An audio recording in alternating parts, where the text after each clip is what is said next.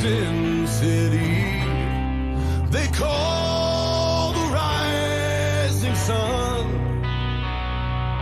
and it's been the ruin of many a poor boy, and God knows that I'm one.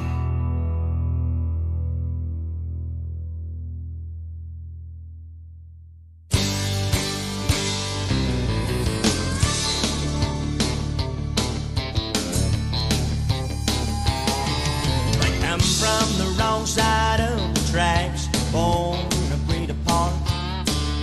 Can't tie 'em up, you can't pin 'em down. They're clinging to some old star. They'll chase that restless spirit wherever the four winds blow. But there's another dream just around the bend for renegades, rebels, and rogues. Renegades, rebels, and rogues, eyes of fire, hearts of gold. They ramble till they drop, gamble till the money runs out. They'll take any wrong direction, it's in their blood to know that all roads lead to another road for renegades, rebels, and rogues.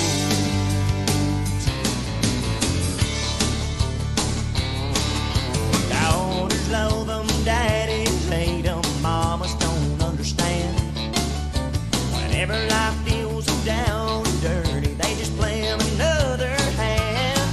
Yeah, there's a place in heaven for those wild and kindred souls, but they'll be raising hell till then, renegades, rebels, and rogues. Renegades, rebels, and rogues, eyes of fire, hearts of gold. They ramble till they drop, gamble till the money runs out. They'll take any wrong direction, it's in their blood to know that all roads lead to another road for renegades, rebels, and rogues. Oh, come on.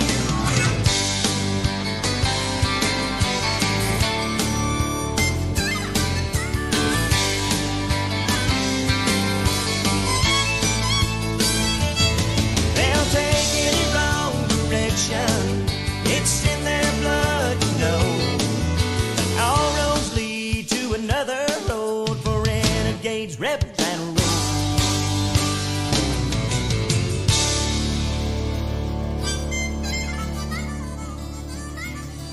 On a warm summer's evening, on a train bound for nowhere, I met up with a gambler. We were both too tired to sleep, so we took turns staring out the window at the darkness till boredom overtook us, and he began to speak. He said, "Son, I made my life out of reading people's faces and knowing what the cards were by the way they held their eyes. So if you don't mind me saying, I can see you're out of aces. For a taste of your whiskey, I'll give you some advice." So I handed him my bottle, and he drank down my last swallow. Then he bummed a cigarette and asked me for a light, and the night got deathly quiet. His face lost all expression. Said, "If you're gonna play the game, boy, you gotta learn to play it right.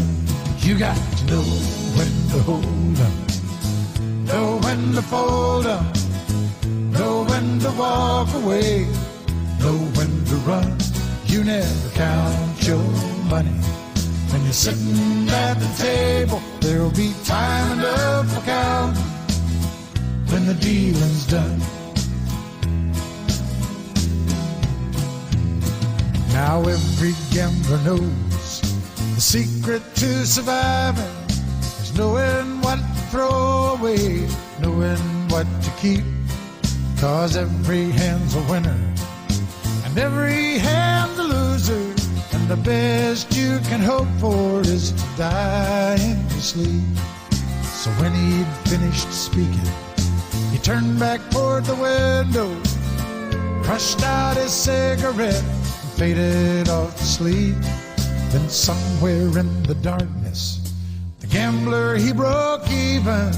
But in his final words, I found an ace that I could keep. You got to know when to hold up, know when to fold up, know when to walk away, know when to run. You never count your money. When you're sitting at the table, there'll be time enough for counting. When the dealing's done, you got to know when to hold. Bama Mike, my man, it's time to talk some gambling tonight, buddy. You ready? Let's go. When to walk away, know when to run. You never count your money. When you're sitting at the table, there'll be time enough for counting. When the dealing's done, you got to know when to hold up, know when to fold up, know when to walk away, know when to run.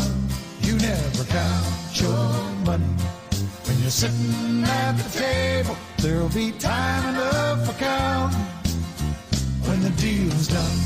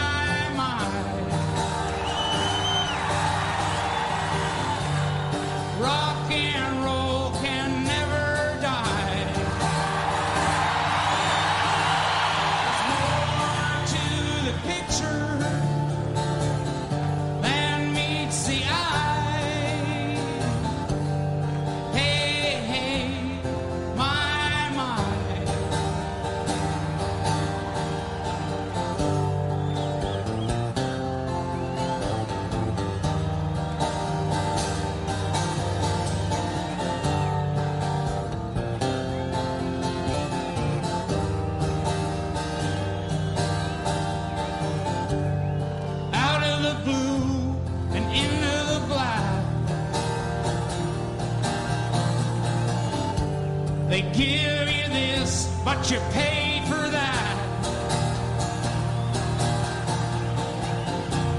And once you're gone, you can't come back.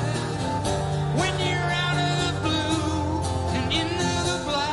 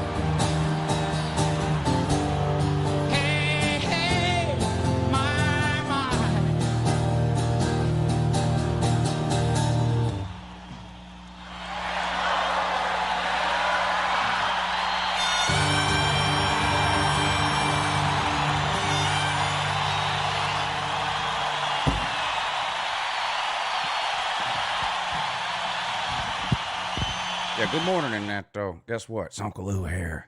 Yeah, that's right. It's me, UncleLou. Live for you on YouTube. It's Monday night. That can only mean one thing. Monday Night Raw. No. Just kidding. Lunch money with UncleLou and Pigskin Pete. What's up, Pete? Bama Mike was 100% correct when he said that this was the best show about nothing on all of YouTube. So, in honor of that, give it the proper intro.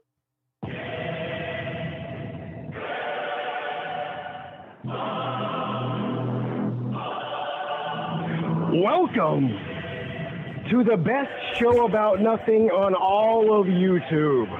Every Monday night at 10 p.m. The Lunch Money Show.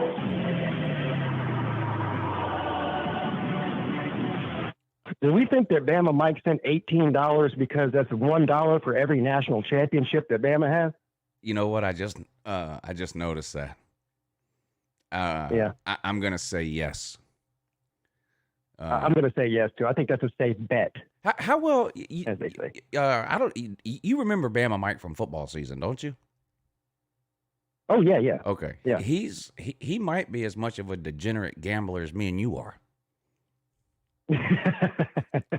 Well, if anybody was tired of losing money listening to the Lunch Money Show during the football season, strap on your seatbelt, folks, because you're going to lose a lot more tonight based on our basketball advice. Yeah. Believe me. All the live game streams that I ended up doing, especially the ones at night,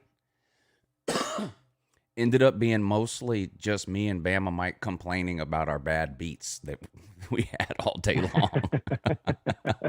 And every once in a while we'd get lucky and win one.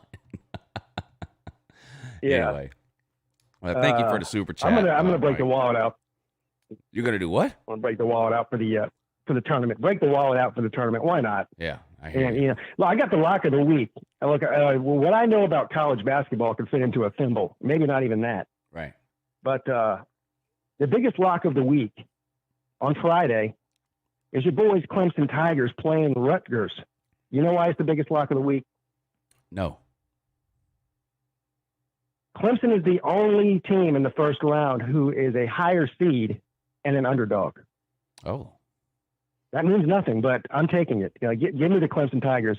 What is this, like a 7 versus 8 or 8 versus 9 thing? No, it's a 7 versus 10, I think. Oh, okay. Clemson's like the that. 7, but they're the underdog. Yeah. Okay. Right. Well, my lock of the week, without having watched a single college basketball game this season, in round 1, is Gonzaga on the money line. I don't even know who they're playing. I don't even know who they're playing. I don't even know who they're playing. I haven't even looked at the bracket, but we're doing a bracket challenge. Pete set it up. The link is in the description of the video, along with the group name and the password. Yeah, it's a private group, so I think you might need to. Have you done it yet? No. Oh, okay. No, it doesn't start till Thursday. I'm curious if anybody had any. Right, yeah. I mean, as far as I know, there's no limit on the amount of people that can get in this thing. It's just a private group. Just for fun, obviously, bragging rights probably. Yeah. I figured you guys might want to have some fun with the tournament. The other thing I'm pretty sure is that Bama ain't making the Final Four. But Alabama caught a big fat L to Clemson in the regular season. That's sad. So, yeah, it is. That's real sad. Clemson's a C- basketball team, not just a C- football team. Yeah. For those of you that want to do a money bracket, the bracket challenge is free. Anybody can sign up and do it.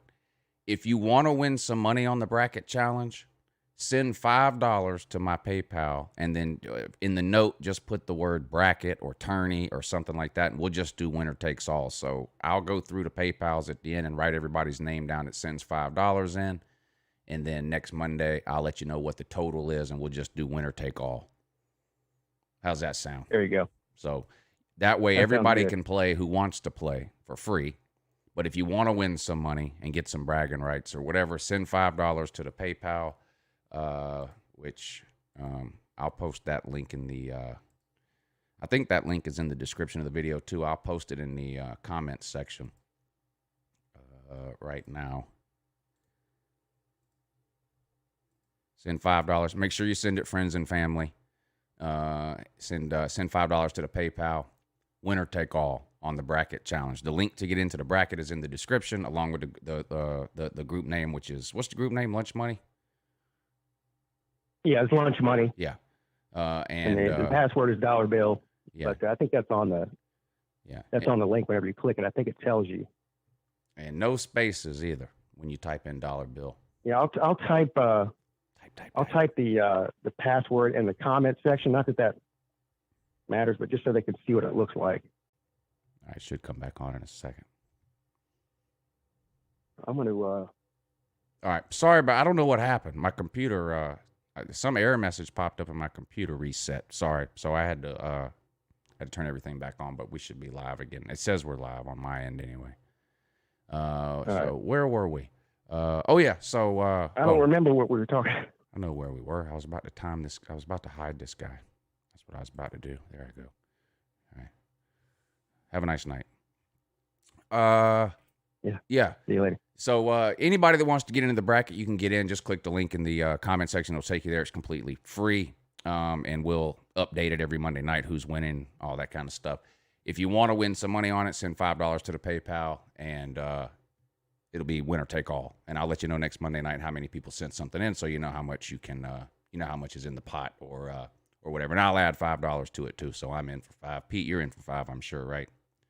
So $10 in the pot for now. Yeah, no doubt. Pot starts with $10. Yeah. Send $5 if you want to get in. Edward, of course, has to trash talk someone every Monday. It's his duty and his responsibility. And we've picked a good one for him today, I think. Les Miles. He's on the line now. Now, how do you think this is going to go, Pete? Because we didn't give him any advance notice on this until he saw the title of the video. So how's this going to go? I think this has the potential to be great, but with no notice, it could get a little bit hairy, knowing Edward. But I have faith that he's going to pull through on this one and give us a banger. Now, last week he knocked it out of the park. I mean, Yes, he did. I feel like I need to lower everyone's expectations for this week, not because I don't think he can bury Les Miles. I know he can. I don't know if last week can be repeated, though. Yeah, the roast of BVD coming in last place in the Slav Olympics, and then the Wall Street one was also a banger. Those are his two greatest hits so far. Yeah, no doubt. I forget exactly what the line he was kept using about BVD and something about a burrito or something. The 16-inch Gigante. Yeah, the Gigante or something. I was like, okay, well. It made no sense at all to me when he said it, but it was just hilarious sounding. Yeah, and he told him he needed to get a T-shirt made, said that I came in last place in the Slav Olympics. Yeah. And wear it. Yeah, that was good. All right, I guess we'll, what link are you looking for, Eric?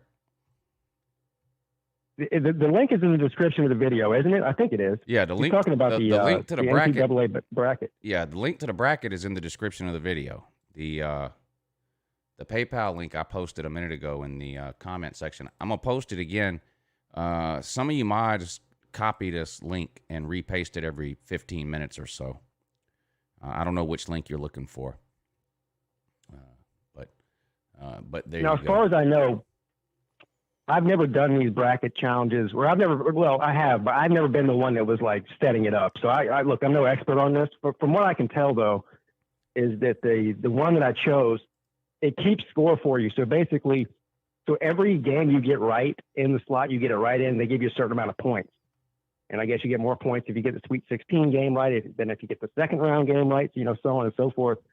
So the website should be keeping track of the points so there will be a clear winner at the end of this thing. And we don't have to worry about keeping, who got what right, because that's impossible. Yeah, I don't need that aggravation, so it better do that for us. Yeah, me either. Right. Okay, let's bring Edward on. I don't think we can delay anymore. This is what everyone's here for anyway. Edward, good morning, sir. Hey, good morning, UncleLou. How you doing on this awesome Monday night? Doing great. Hey, Pete, what's up? What's up, Edward? How you doing, buddy? Not much. Good, doing good. Yes. How was your weekend? Oh, it was great. How about you? Oh, great. Yeah, weather was good. It's supposed to rain here the next few days, but the weather's been great the last 3 or 4 days. Oh, yeah. I heard about that Edward, here. Take me through a typical Saturday afternoon for Edward. Okay, walk me through this. What goes on in the Edward household on an average Saturday afternoon? Saturdays, let's see. My life is, I sleep. Well, everybody does that. I mean, let's see. I do the laundry for the whole house. And then, let's see. I also ride my scooter when I get a chance.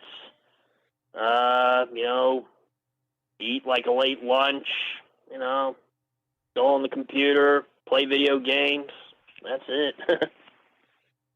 Tell Sounds us. like a lot of fun. So, riding on the scooter, got this scooter. You keep talking about this scooter. Yeah, it's a Ishimoto. It's a 50 retro. I have. I can email some pictures to UncleLou, and I can send it to you. Well, yeah, do that. I'll do it. And I'll put them up on the show next Monday because I feel like we need to see it. Thank you, Rack Dog. Sorry about that. Hey, Edward, let me ask you a question. Listen, you don't have to answer this if you don't want to. It's a personal question, and I don't want to pry into your privacy here. But around where I live, and I think most places for that matter, the people that you see riding around on scooters, there's a reason they're riding around on a scooter. Is that the reason for you too, or you just like riding a scooter? Oh, I just ride. I mean, I ride it for fun. I mean. Oh, okay. Yeah. Sounds like fun. Yeah, lots of fun. What color is it? You're gonna like the color. It's red and black, like your team there, UncleLou. Oh, you got a Georgia Bulldog scooter. Well, I wish. It's the colors of the Georgia Bulldogs. It doesn't have the G emblem. Sorry, Lou. Oh, okay. Well, sorry, guys. No one's perfect. Now you could always add the G emblem to it. I don't know if that's something you've considered or anything like that. I'm working on it. I might think about that. Right. You ever take anybody for a ride on that scooter? I did. It was a long time ago, but I haven't done it since this whole pandemic hit. I've just been riding in my around my block, around the neighborhood, around my residence area. Hey, Edward, sense. You're a Florida State fan, right? Oh, yes, that is correct. Do you ever dress up like White Tonto and ride around on that thing like it's a horse? Yeah,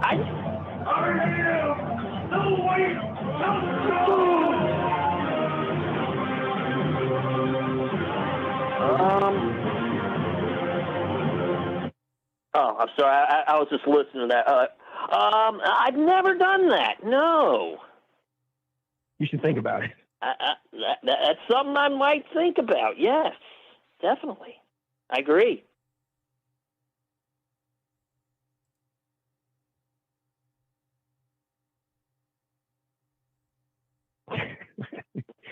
Edward, are you watching? Can you see the show right now? Well, with the sound off. Yeah. Yes. So I'm actually look at that one. That looks like BVD riding with somebody. It looks like a couple of Tennessee fans on the scooter on that one. It kind of does. Imagine what happens when you fit. You got him riding, and you got another one there or more. Guess what happens to the scooter? It breaks. All right. Yeah, send me some pictures of that scooter for next week. I want to see it. I will. But Edward, Definitely. it's time to suit up, buddy. Are you ready? Yes. Now, Les Miles, I see him. okay. I've done some reading on him. Well, without further Edward, have you been following the news? Or have you been following the news about Les Miles? Do you know? I know. I know that he's under investigation still. So I know he's not coaching anywhere. Okay, go ahead. I think you've got the gist of it. Go ahead. Let's do it. Well, Les Miles, you were the head coach of LSU. Okay, that's great. Whee! And then sometime later, you coached for Kansas. Whee! Oh, so what does it tell you? Yeah, you coached for what? 2 good teams? Okay. How many natties did you win with Kansas? How many did you win with LSU? You want to answer me that? Well, I won. It doesn't matter how many you won, because national titles don't matter. Okay? So here's the thing with you, Les Miles. I find out you're under investigation, sir. Yeah. Did you know that you were sleeping with students? You were. That's why you ain't coaching nowhere now.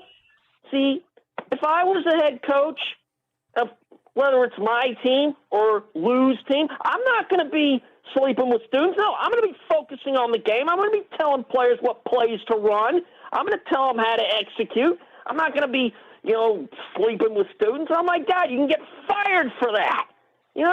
I mean, didn't you learn anything from Hugh Freeze, sir? Huh? What next? Why do you think Hugh Freeze got fired from Ole Miss? Didn't you hear the story about that? I just trash talked Hugh Freeze last Miles. You might want to listen to one of the Lunch Money shows where I trash talk Hugh Freeze. Listen to that. You might learn something, sir. Dude, stop sleeping with students, and just maybe other schools will take you in as a head coach. But I can tell you right now, my Knowles sure as heck don't even want to look at you. No, they don't want you. I mean, I don't know if Liberty has any interest in you.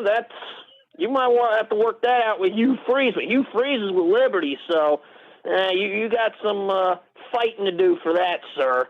But Les, look, man, as much as I like to think you're a great coach, when you sleep with students, garbage. That's what you are, garbage. You're hot doo-doo, okay?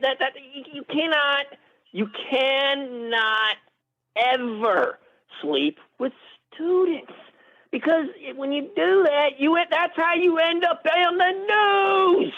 Come on, man. Why would you do something like that? Les, let me tell you. Let me ask you a little something. Just because, even though it doesn't matter how many national titles LSU and Kansas won, let me ask you something. Are they good today?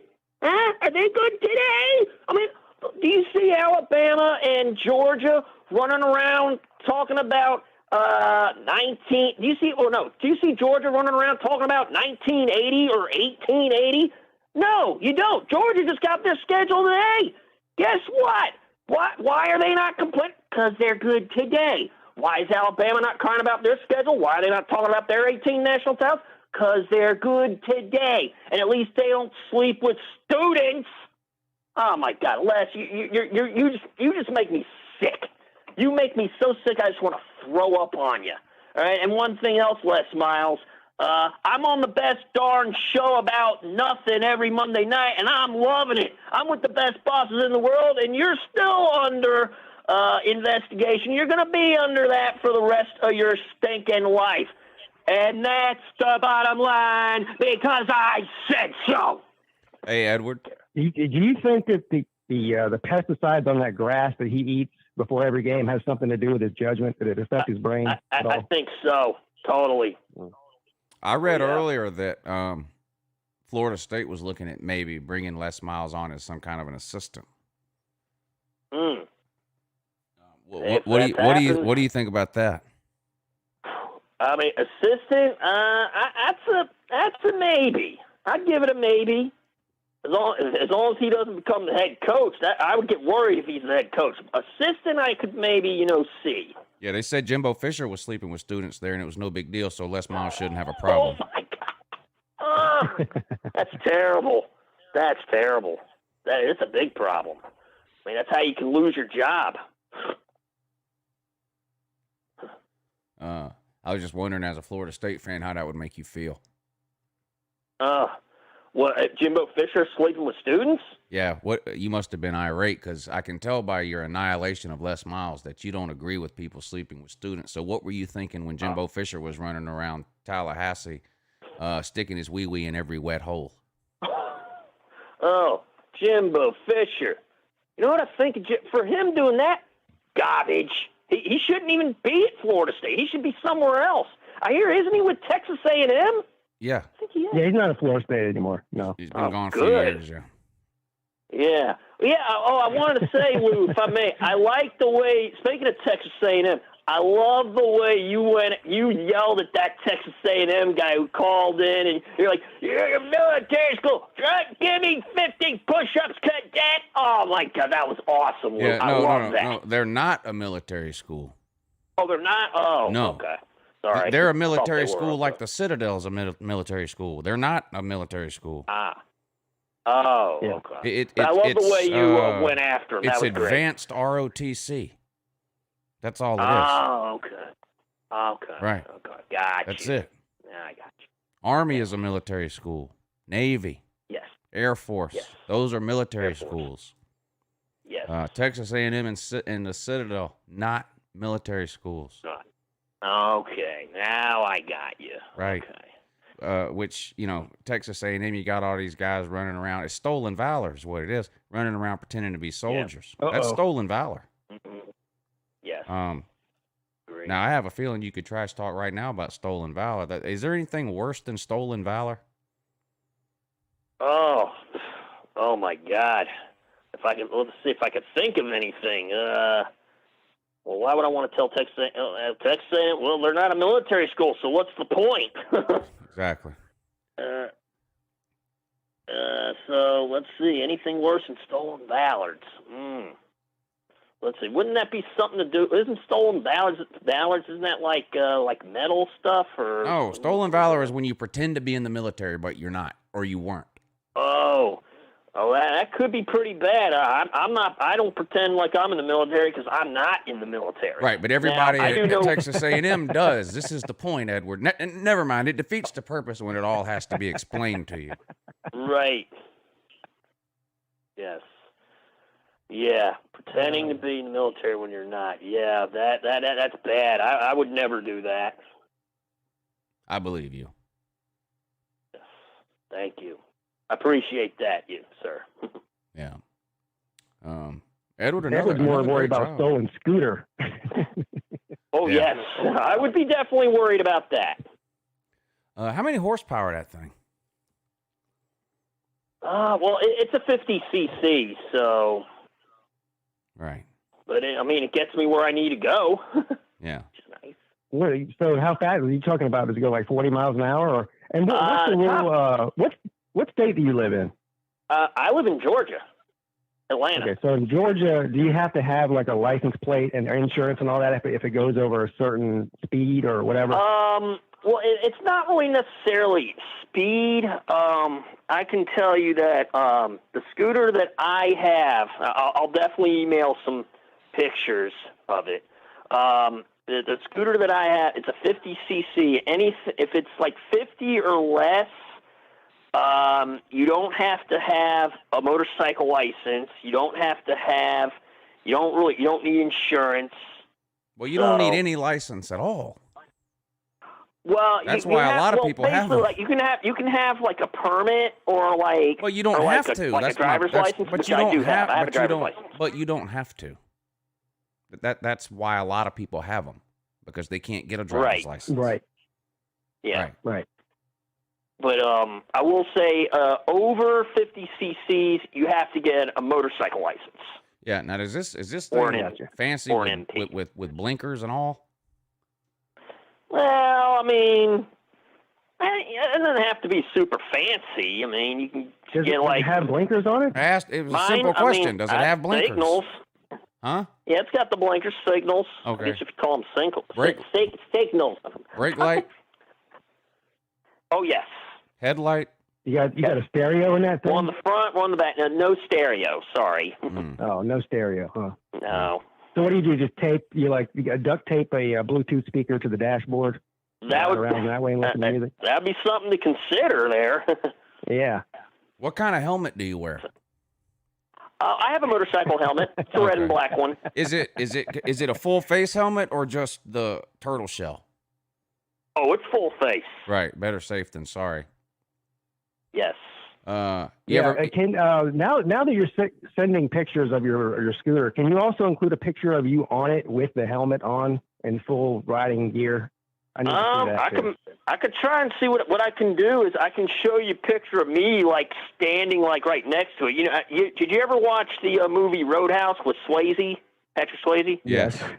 Okay, I could do like a picture like where I kind of do a pose, like a bouncer pose like he does. Yes. And I could send a picture of me like that. Right. I could send one of those. That's exactly what I want.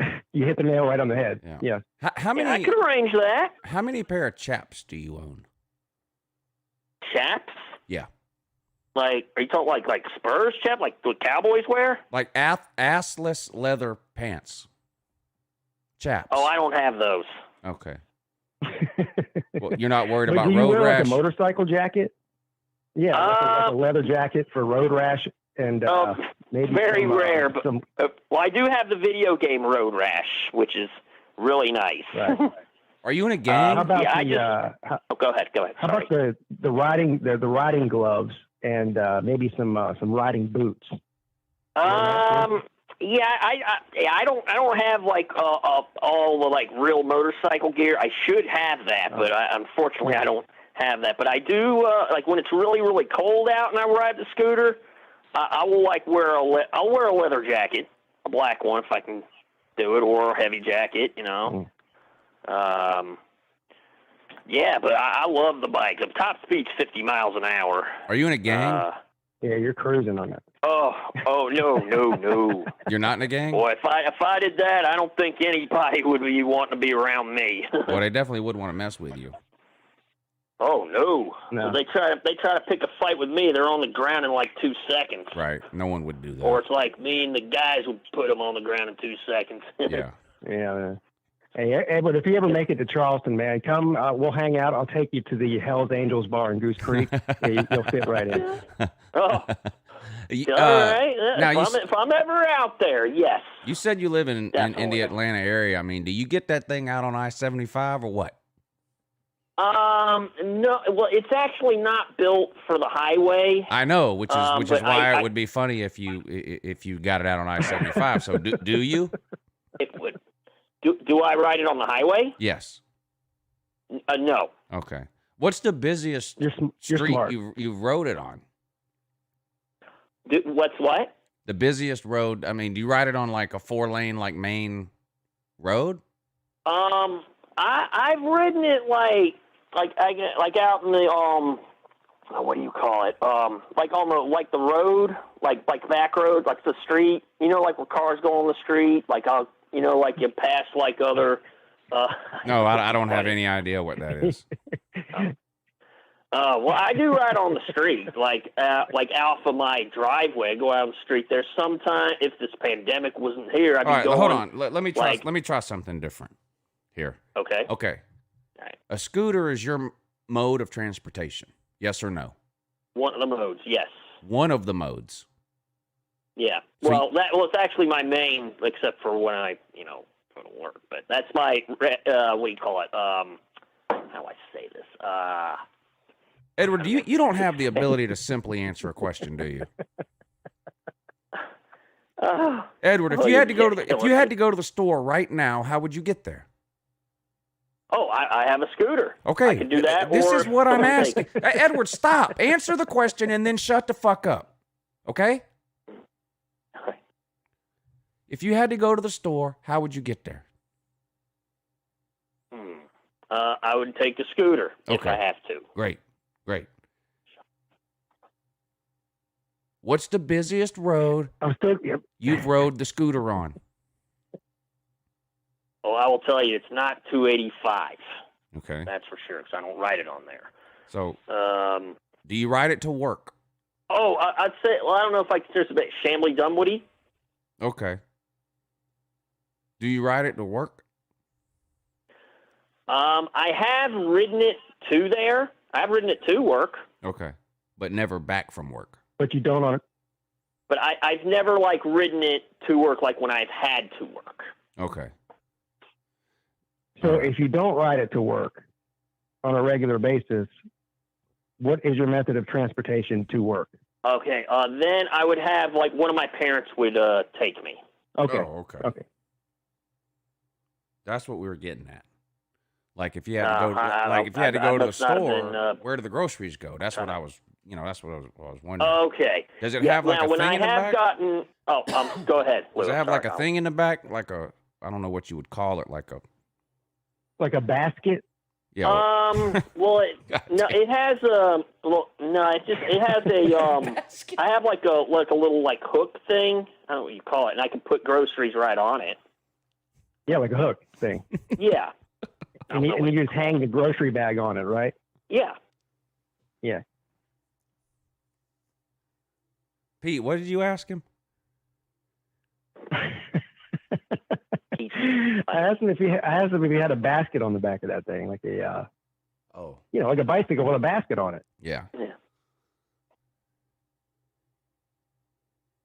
He said no. I see those. I see people riding scooters around here, and I wouldn't have the nerve.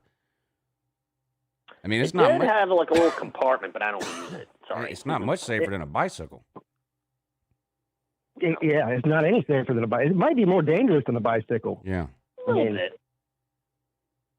Yeah, I mean, you can't like you can swerve off the road pretty easily on a bicycle in an off-road situation. If you swerve off the road on one of those scooters, and it's not like even ground, like you're gonna wreck.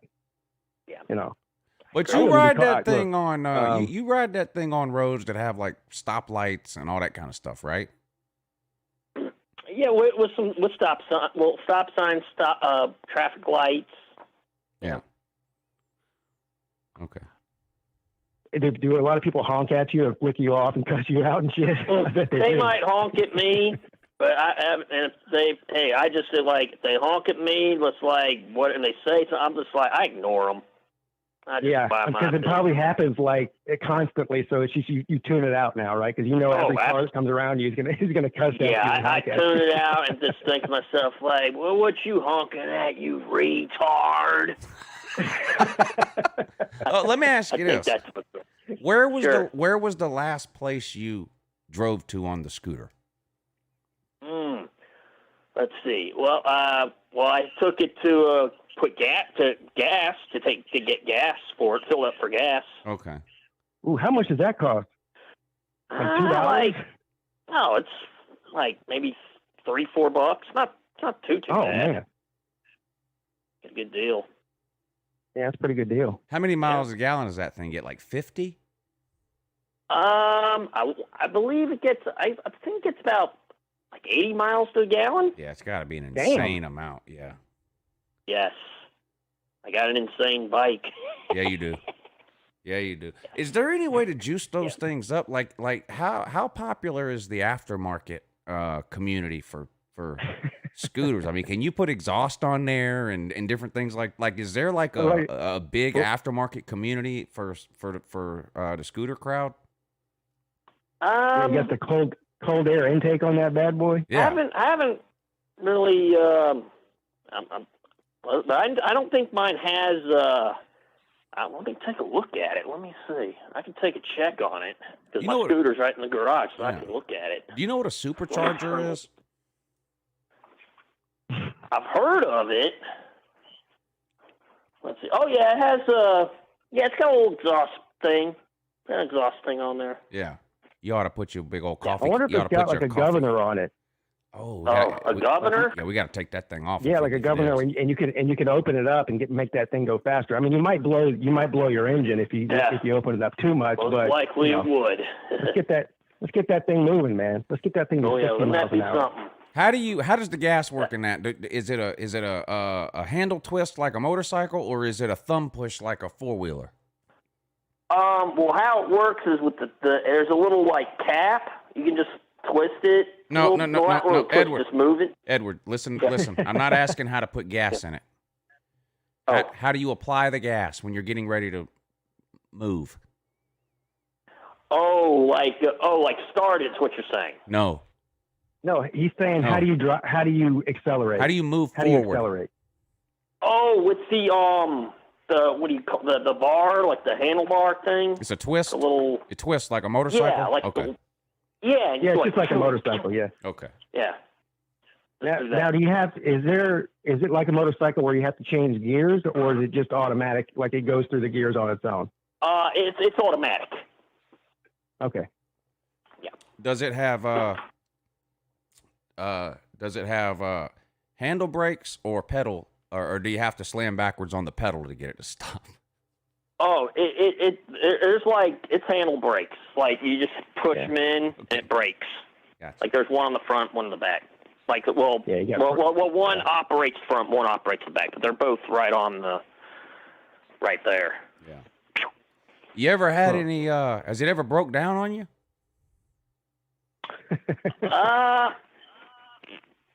Not to my knowledge. I haven't had any issues with this. Yeah, they're pretty reliable. Like, yeah, the other one I had, which was the Tank Urban 50, I had problems with that thing. It was just, I was having a hard time starting it, so I sold it back to a shop in Decatur, and I was like, yeah, I got my money back. Yeah. I was like, I got a different one. How much? Maybe, how much did that thing maybe- cost? Like $3-4 grand, or more? I honestly don't have any idea. The one that I currently have now? Yeah. Oh, okay. No, this one costs $550. What? $550. That's cheap. Yes.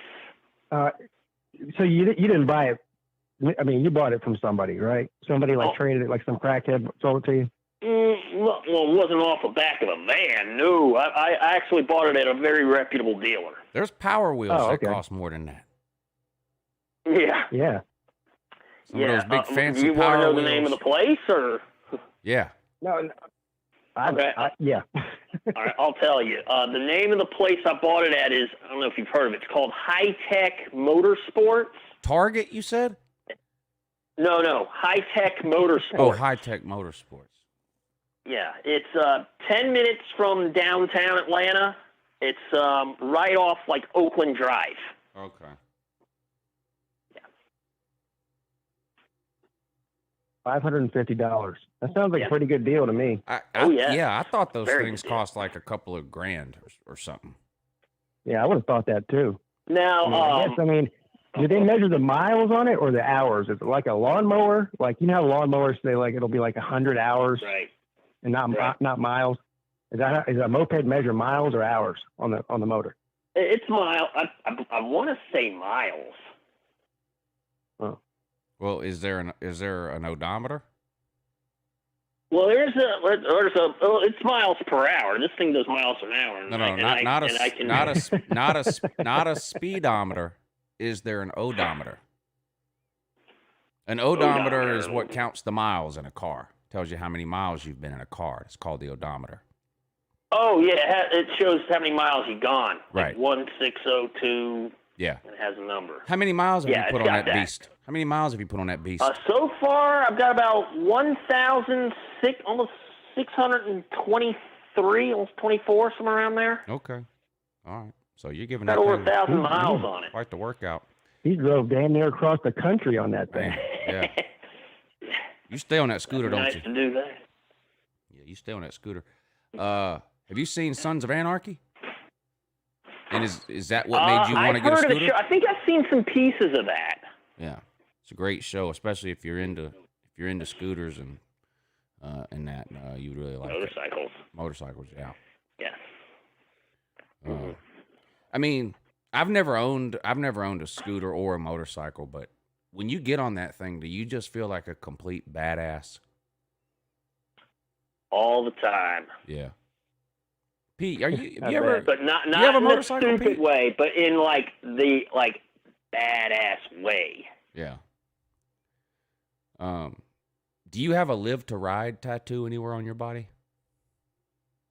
No. Pete, have you ever? I are you a won't. motorcycle guy, Pete? Yeah. Well, I was telling you the story in Atlanta. I just sold my motorcycle 2 years ago. Oh yeah. But yeah, I used to ride. It's addictive, addicting, whatever. What'd you do? But not very safe. You traded it in for a scooter or something? No, I sold it. Just sold it. Okay. I sold it. I understand. Yeah. Edward can get you a good deal on a But scooter, but after you got to hearing drive to Edward's- Atlanta, pick it up. After hearing Edward's story, I might be in the market for a scooter here soon. I can't believe they're $400 or $500. Hell, I might get one. But listen, I'm telling you, the neighborhood I live in, everybody has a golf cart. We don't have a golf cart. Those are, like the ones that people drive around here, they're not like a golf cart. They're a golf cart with damn seat belts and radios and all kinds of stuff on them. Yeah. Those things cost like $5,000 or $6,000. If I can get me a scooter, because I don't need to leave my neighborhood. I got the grocery store, I got the restaurant, I got everything right here. If I can get me a scooter for $500, that's actually not a bad idea. I'd actually ride the thing around here. I'm not even kidding.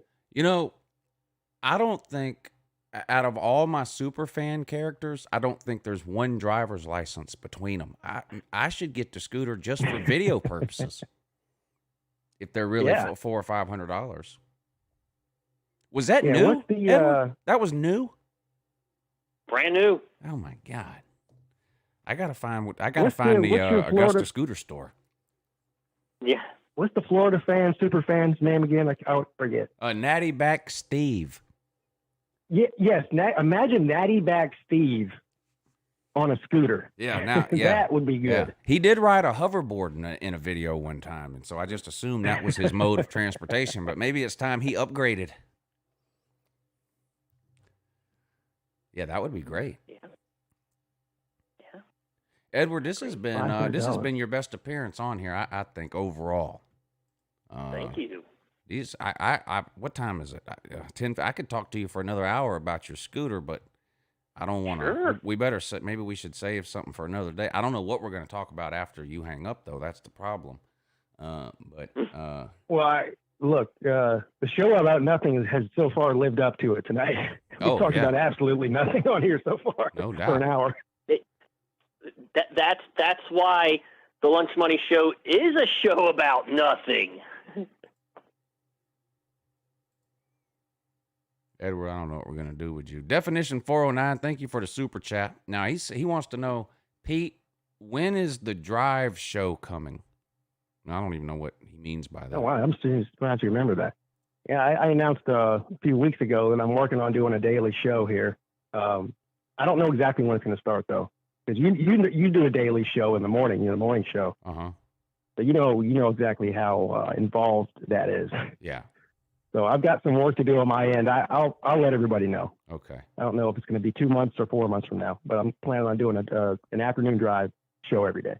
I've been telling anybody that'll listen that there's a huge gap in live college football programming for the afternoon drive time slot. So it's a hard time to do because you got, especially if you have, like I used to, when I first started, my first show I ever did was 3 p.m.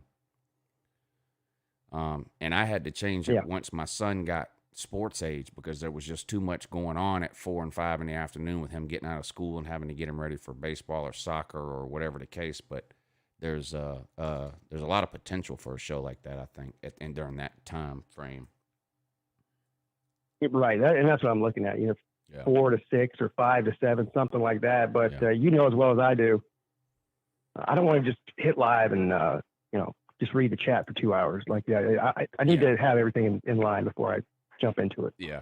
When I first started the morning show, it was only 3 days a week, and then I said, well, let me try 5 days a week, and I ended up settling on 4 days a week. But you know how anytime you start something, it takes a while to figure it out. Hell, we've been doing the Lunch Money Show since August, and we still haven't figured it out. Yeah, that's a fair point. Edward. Yes. You got to work tomorrow?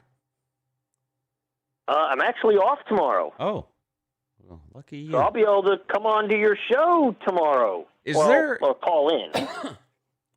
I worked at a grocery store in a previous lifetime, but is there a day of the week that is the busiest at your grocery store? I would say probably Sunday, Monday. Today was pretty busy. Yesterday's busy. I'd say Wednesday and Friday. Does Publix have a senior citizens day? Where seniors get a certain percent off or something? Then I think they got rid of it. I think they did away with it, and they just used the money to just do like buy one BOGOs. Okay, yeah. We had a senior day, and I don't even remember what day it was. I think it was Wednesday though, and that was all. And that was always the busiest day. Everybody that was over 40 came in there and tried to tell you they were 65.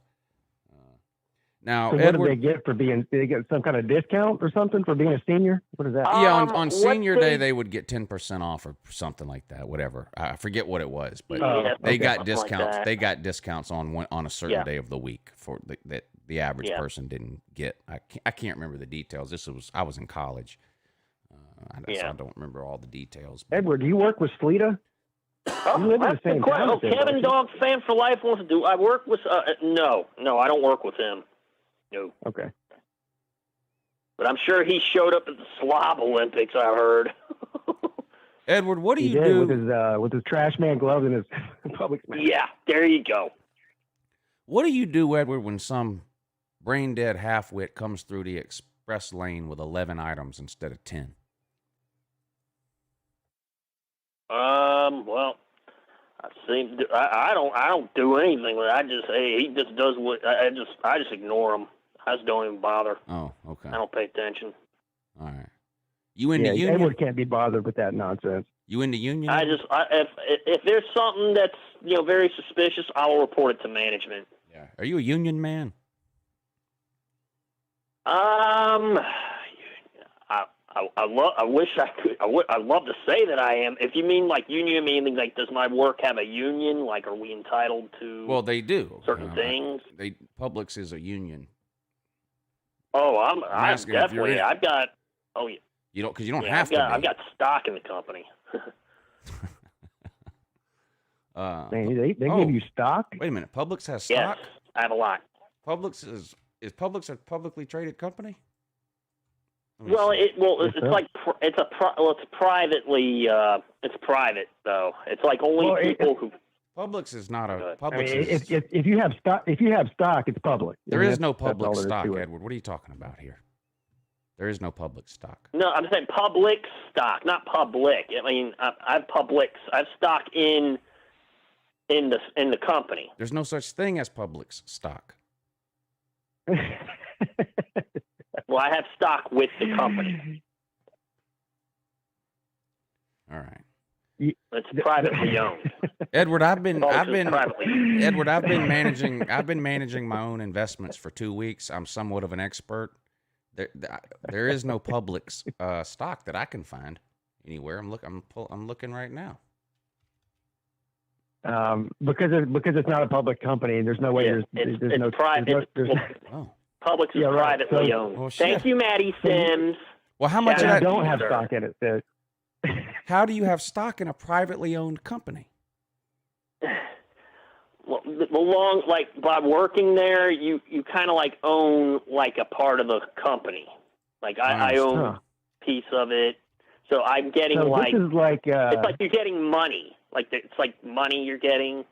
I think he's talking about profit sharing or something. It's kind of like how all of the residents of Green Bay own a part of the Green Bay Packers type deal. Like they tell these employees you own part of the company probably. Like that, but they really don't.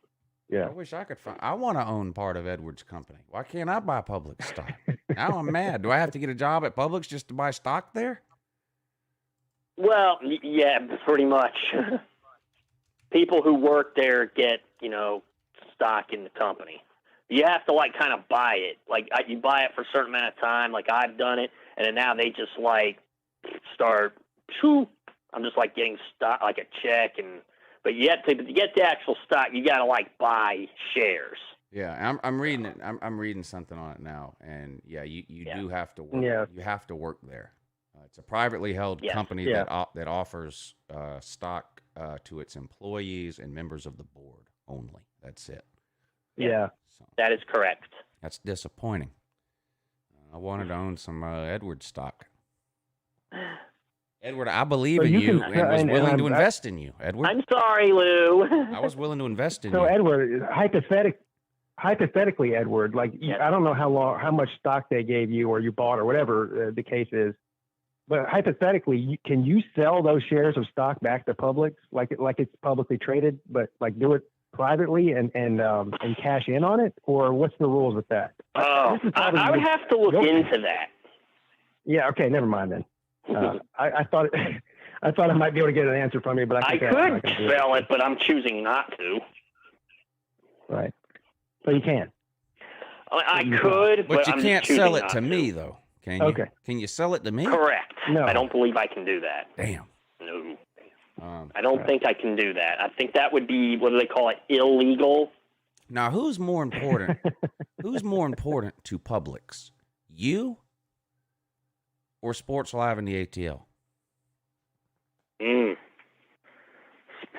So that's an interesting question. I mean, let's see. If Sports Live and the ATL, I'm important to, like, what's me? I mean, I do love sports. Don't get me wrong. But I mean, as far as like Publix, I mean, I'm important to Publix. Yeah, more important than Sports Live and the ATL, probably, right? Well, I mean, I do like sports in the ATL. I will Let me say ask that. you this. This might answer the question. If I were to walk into the Publix that you work at, would I see Right. would I see you anywhere? It depends on what day you were to come. Okay. But the possibility exists that I could see you? It's a possibility. Okay. Then you're more important. It just depends on the day you come. But now, if you were to come like on a Tuesday or a Saturday, you would not see me. Because I'm pretty sure they keep Sleeta in the warehouse. Like, Let me ask you this, Edward. Yes. If you were to become the second YouTuber that works at Publix that is in the college football community, would you film more than just the top of your head when you made a video, or would you film your whole head? I would say everything's filmed. My face would be You film your entire head then, right? everything. All right. So that answers it, Lou. He's more important than Sleeta already. yeah, Sleeta's like, you know the story of the Hunchback of Notre Dame? They kept him locked up in the bell tower. That's Sleeta. That's Sleeta. Yeah, they keep him in the frozen food cooler in the back of the store.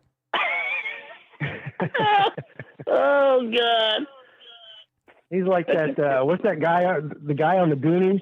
You know what I'm talking about? They had him locked away and fed him baby roots. That's like Sleeta. Oh, Sloth. Sloth? Sloth. Yeah. That's Sloth. Baby Ruth. Sleeta's in the back yelling, discounted meat.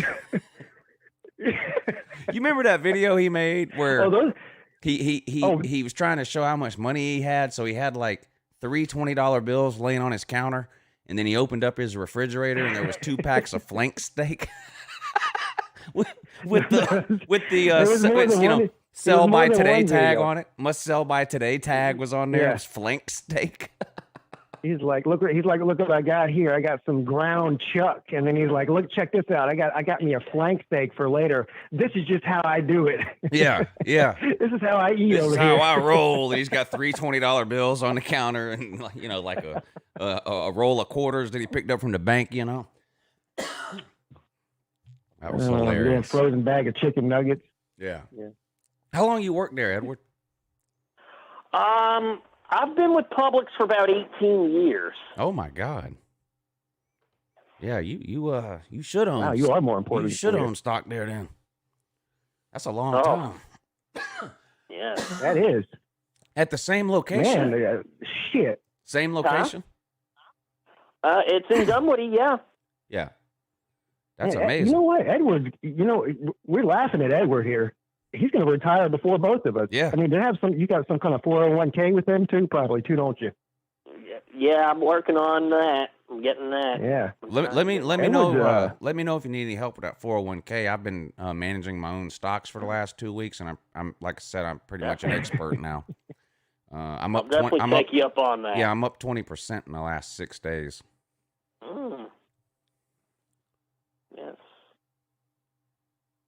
Yes. So He's an expert. just let me know. Yeah, clearly I I'm know going to what have to I'm start doing. getting some advice from Lou. Yeah, clearly I know what Yeah. I'm doing. So, yeah. Yes. Uh, I agree on that. So 18 years. So you've probably held a lot of different positions there over the years, right? Oh, well, I mean, I do whatever they need me to do. Right. The only thing I've not done was I'm not a manager. I mean, I'm not cashiered. We do now have, I don't know if you've heard of the Instacart service. You've heard of that, haven't you, or no? Instacart? Yeah. What is that? You place your order online? Yeah, it's like one of the services. Like what it is like someone will call. Comes and shops for you. Yeah. Right. Yeah, we have people who work at the store that get the items, then they put them in the bag, and then they put some stuff in a freezer we have, and. Yeah, all it is, Lou, is you order it online and they go do the shopping for you, and then you can pick it up. Right. Yeah. Okay. Yeah, I don't do that portion of it, but I do take the stuff and run it to the car, to the person. Right. I do deliver it to the car. So let me ask you this, because I have a Publix right by my house. That's where we shop. Okay. And they always ask me if they want to help, take the stuff to the car, which usually I say no. Right. But they also, here's the other thing though. Yeah. They wear a pin on their shirt that says no tips, please. Yes. Now, if somebody's bringing groceries to my car or helps me do that, I'm going to slide them $2, $3, $4, whatever I got in my pocket.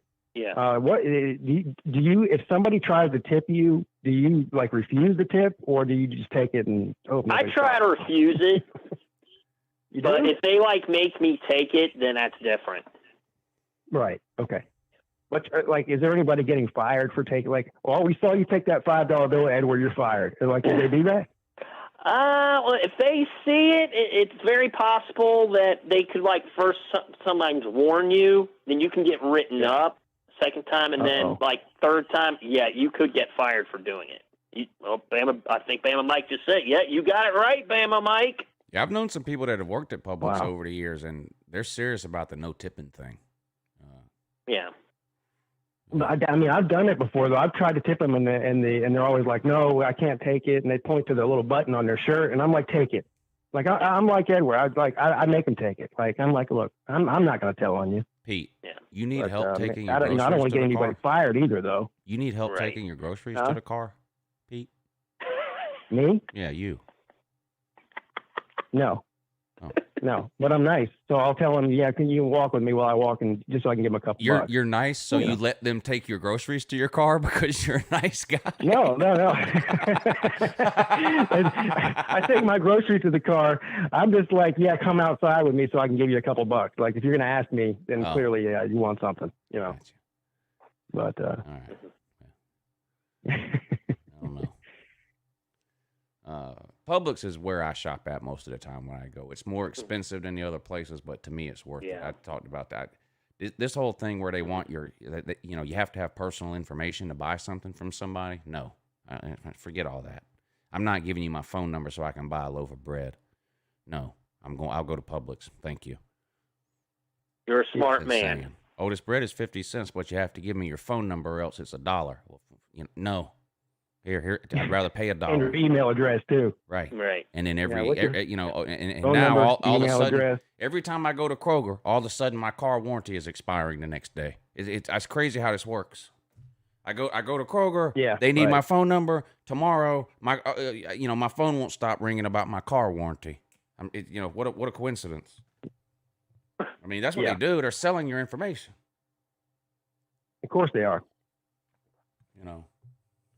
No, I don't have a Kroger card, lady. No, it's 2021. Hey, Edward, what's the Yes.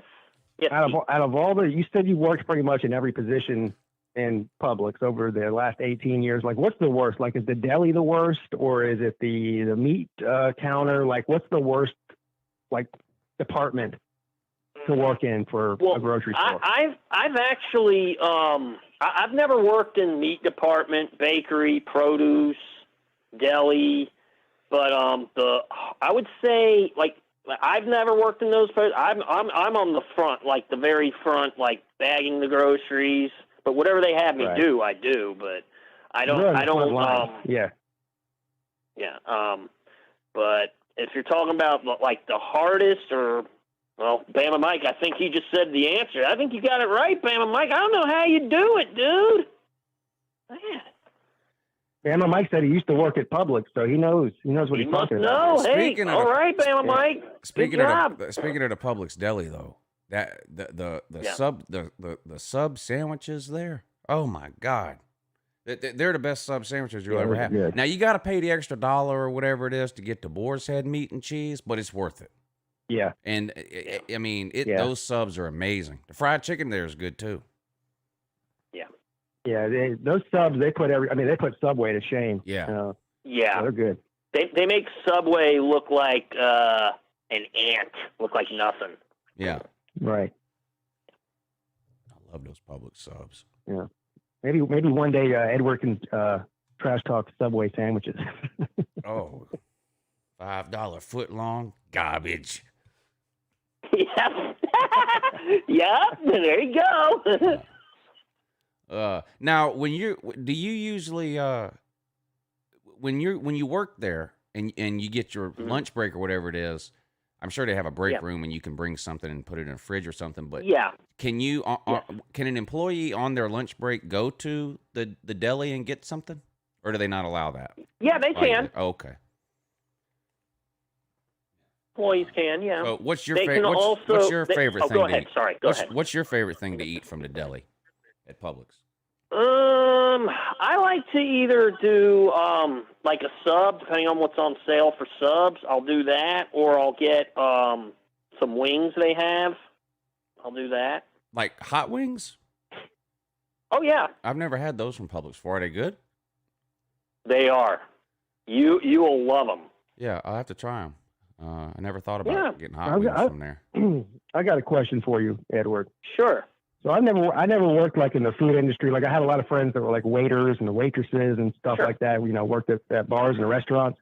Yeah. And they said that there was like so much. How do I put this? Like, you know, people screwing each other that worked. Everybody screwed each other, right? Is that what happens in the grocery store industry? Like, is the bag boy on lane 1 like hooking up in the break room with the chick from ringing people up on lane 10? I mean, what's it like behind the scenes there with the shenanigans? Well, it's I don't really pay too much attention to that. Not a lot of smoking hot chicks at your Publix? I'll say there's beautiful ladies there. Uh-oh. I'll say, are you talking about like employees or customers? Employees, yeah. Oh, well, there's some good-looking girls there. They're pretty nice. Is there anybody there that's been there longer than 18 years, longer than you? Well, this guy Harvey, I think he's got about like 19, 20 years. Harvey does. He's got about a year or two on me. Yeah. And that's a long time. Yes. Yeah, it's like Harvey and myself, we've been there, like, as far as the baggers go, we've been there the longest. I just figured, you know, watching Sleeta for all these years that, you know, all the women he gets, I didn't figure where is he getting them from other than Publix. So I thought there might be something going on there, you know? Yeah. Sergeant AR-10, thank you for the super chat. He says, Sleeta's a good dude. I've met him before. He's cool. Well, we know you've met him before because he talks about it nonstop anytime he meets somebody. So you're on the list that he rattles off every time he talks about all the people that he's met, which is like 3 or 4 times a week that he does that. Dylan, thank you for the super chat. He says, Les Miles got annihilated tonight. Yes, he did. Yes, he did. Mm-hmm. Steven Smith, thank you for the super chat. He says, will you be watching the NCAA March Madness? If not, are you rooting for something to happen? in March Madness. Give me just a second, and I'll talk about that. Exploring with Ben, thank you for the super chat. He says, just joined the Patreon crew finally. Thank you. And you joined just in time, too, because it's freebie time. So make sure you, I don't know, I think you get a notification. I think if you're on somebody's Patreon and they make a post on the Patreon, I think you get a notification. I'm not for sure. But anyway, make sure you pay attention over the next week or so because it's coming up on freebie time over there. Dylan Deloney, again, thank you for the super chat. He says, Pete, that was good. But unfortunately, I'm not sure what he's referring to. Could be anything. Everything we've done today has been good. On the March Madness deal, I will be watching Thursday and Friday. I have to leave Saturday morning to go out of town. My son has 2 soccer games in the Atlanta area this weekend, one Saturday evening and one Sunday afternoon. So we're leaving Saturday morning, me and him, for Atlanta, and I won't be back until late Sunday afternoon, so I probably won't get to watch that much on Saturday and Sunday, but I'll be watching on Thursday and Friday. Am I rooting for anything to happen? I mean, upsets are great, especially when you're like me and you don't have a team you're pulling for. So, if a game is close in the end, I'll root for whoever's ranked lower. I root for the underdog if I don't have a team that I'm pulling for.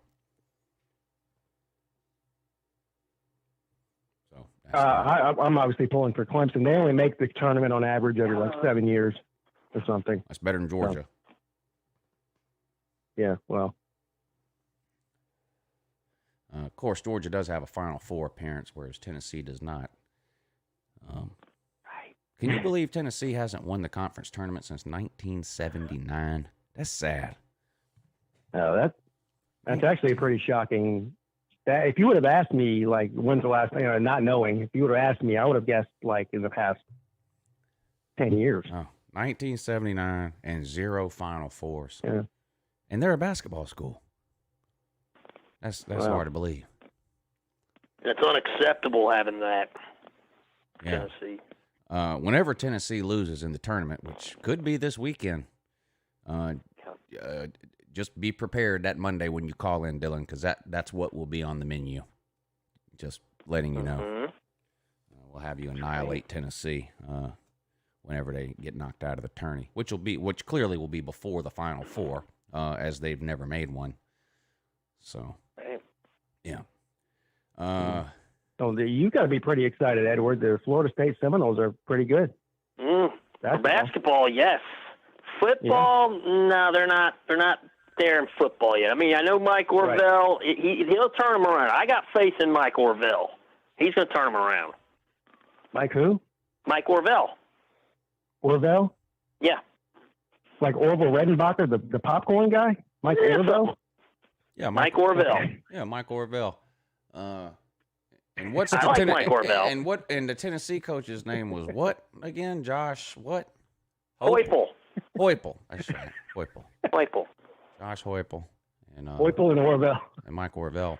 And I'll tell you this, as far as Florida State goes, I know they're not great in football, but I would tell you this. If I found out Hugh Freeze was head coach there, I would be down in Tallahassee real fast. I'd be like, hey, Hugh, get away from my nose. You don't need to be here. Get out of here. You know what we have never asked you, Edward, and then I guess we'll let you go. I appreciate you staying on this whole time tonight too. Hey, not a problem. I don't mind. Yeah, I got the feeling you didn't. Why are you a Florida State fan? I don't think I've ever heard you tell the story of how you became a Florida State fan or why Florida State or whatever. So go ahead. Well, I mean, I love the team. I mean, I know like I said, I know they're not great in football. I mean, I get that. I've taken into acceptance that they're not going to win a natty this year. I already know that, and I know they're not going to make the playoffs this year, so I'm not saying that. I mean, I love the team. I mean, I know someone who went to Florida State. I mean, I just started watching football. Was it like a family member or like a Nate? I mean, who was the person that you knew that went there? That made you a fan? It was someone I went to high school with. Oh, And I was like, I need to start watching Florida State logical. football. That was my granddaddy's from favorite Florida? team, was Florida State. No, I'm not. I know. Okay. It's very alarming that I live in Georgia and I like Florida. But I will say, as far as Georgia, UGA, I do like UGA. I think I did tell you, Lou, one show, my brother-in-law went there, and he was an athletic trainer for them. Oh, okay. Yeah. That's cool. Yeah, it was 82 to 86. Yeah. Yes. Right before they got good. Yeah. Yeah. Right before they got good. Yes. That was right before. Bobby Bowden. When did he get there? Late 70s. Yeah, I think so. 80s. He was The there for, story what, about 30. the story about him almost getting the Alabama job is a crazy story too. Yeah. Before he took the Florida Yeah, I've heard State that. job. It's like he decided to go to Florida State instead because he wanted to have an easier path to the national championship or something. Well, like that. and then he assumed, because of what he had done, I guess, what was he, at West Virginia before that? Yeah. He assumed when Alabama called him that they were calling him to offer him the job. But that wasn't the case. They told him he would have to interview. And it pissed him off. He didn't think he should have to interview. And so he ended up at Florida State. I think it's an ESPN show. I don't remember if it was a 30 for 30 or not, or if it was just a documentary about Bobby Bowden. But they go through the whole, and he doesn't deny it. Like he's the one that tells that story. So it's not like somebody pretending that it's not like a secondhand information. Like he tells the story. He was like, I didn't think I should have had to interview. I thought I just thought the job should have been, if they wanted me, they wanted me. I'm not going to interview. If you want me, hire me. And they said, well, no, but we want to interview you. And I think he did go and interview, Right. but he didn't like the way it went, and he was irritated that he basically wasn't just given the job, and so that's how he was already at Florida State. This must have been when Bear Bryant retired, because he was already at Florida State. He'd been there for a few years. This must have been when Bear Bryant retired at the end of the 82 season. And they called him, and he went to Tuscaloosa, and he thought they were just going to give him the job, but it was just an interview, and he got pissed off, went back to Tallahassee, talked to his wife, told her what happened, and they called Alabama back and said, I'm just going to stay here. And he said it's because he thought he should have been given the job. Imagine the course of college football during that time if he had gone there. It'd be a lot different today. Oh, yeah, a lot different. Because they went through a rough patch, from 83 to 92, really. They started getting good again, late 80s, early 90s. But, yeah, they went through a rough patch. That, Bowden staying at Florida State instead of going to Bama, and then Saban leaving Miami to go to Alabama. If those two things would have went differently, like just the domino effect that would have occurred just from those two things is unbelievable. I mean, just look at all the head coaches in college football right now who are only head coaches because they were on Nick Saban's staff at Alabama. What if he never went there? Yeah. Not that Kirby Smart never would have amounted to anything, but we don't know. He definitely wouldn't have got an opportunity at a school like Georgia had he not been at Bama and under Nick Saban and all that. And then you have Jeremy Pruitt and now Steve Sarkisian and the list just goes on and on with these Saban assistants. Hell, didn't Jimbo Fisher coach under him too? I think Jimbo so. Fisher coached under he did. Saban too, didn't he? Yep, he did. At LSU, right? I think he did. Yep. Crazy. Yeah, just a lot of you're right. To think about the dominoes that and fell Saban, that wouldn't have fell if Saban just would have stayed with the Dolphins. If he would have ended up getting Drew Brees instead of whoever he got. Well, according to him, that's what he says. He says, if I would have been able to get Drew Brees, I'd probably still be coaching in the NFL today. Now, who knows if that's true or not, but yeah, apparently he wanted Brees, but the general manager for the Dolphins did not because, he had a shoulder. a medical issue. He had some sort of injury. Yeah. Yeah. Right. And he was undersized and all that kind of stuff that we know now. None of that ended up mattering. He was one of the all-time greats, but it was a risk. It's hard to remember way back then because Drew Brees has been so great for so long since then, but he wasn't a sure thing then. It's easy to look back now and go, God, why did, whoever stood in the way of that move sure was an idiot. But it's not like a bunch of teams were lining up to take an injured 5'10" Drew Brees with a shoulder issue. Yeah, look at the Chargers. The Chargers were actively trying to get rid of him. And the Saints were one of the Saints were one of the worst teams in the league. Yeah, and so they were like, "Well, shit, we'll take him." Yeah. And he just announced, I guess, officially that he's retiring. So that's it for Drew Brees. Yeah. Look, he's they always stay 1 year too long, don't they, Lou? Even Peyton Manning, he won a Super Bowl, but it wasn't because of him. But he was pitiful that year. Drew Brees looks pitiful this past season. Like, it just comes a year when they just hit a wall and it's over, Yeah. And some of them decide to stay too long, and they think they can still do it. But it's clear that Drew Brees, he could hardly throw the ball 20 yards. Like it looks like an old man playing football at this point. Yeah. I'm going to post the PayPal one more time in the comment section. There's a bracket challenge. If you weren't here at the beginning, me and Pete actually has set up a NCAA tournament bracket challenge thingy. The link is in the description of this video along with the password that you need to get in. And it's free to join. So, everybody should join, and we'll do it for fun. If you want to try to win some money, you can send $5 to the PayPal, and it's going to be winner take all. And I think there's 4 people who have done it so far. And I think the tournament starts this week, right? Thursday. So there won't be another morning show to get in. I'll mention it on another lunch money show. I'll mention it on the morning show and the call-in show tomorrow night too. But if you want to, and the way it sounds is that the more people that join and the money part of it, the bigger the pot's going to be, right? So yeah, and we'll do winner take all to make it as close to worthwhile as we can for whoever wins. So there's the link. I just posted it. But Edward, we are going to let you go. It's almost 11:30. But man, I appreciate you staying on. I didn't plan on it, but it went great, I think. Oh, I was going to ask you one quick question. When you mentioned the morning show, I sent you an email, asked you, do you know who won that Family Feud thing? It would be impossible for me to know. Oh. Okay. I was just curious. It's this Friday. Oh, it's this Friday. Yeah. Oh, I thought it already happened. No. Okay. This Friday. That's gonna be fun though. I think we got about 10 people doing that, so that's gonna be fun. Okay. Oh, my bad. I thought it happened already. Whoops, my bad. Yeah, that'll be. We're gonna do that Friday at 8:30. We have 2 captains. Okay. We have 2 captains, and then we have I think 6 or 8 people that have said they want to do it.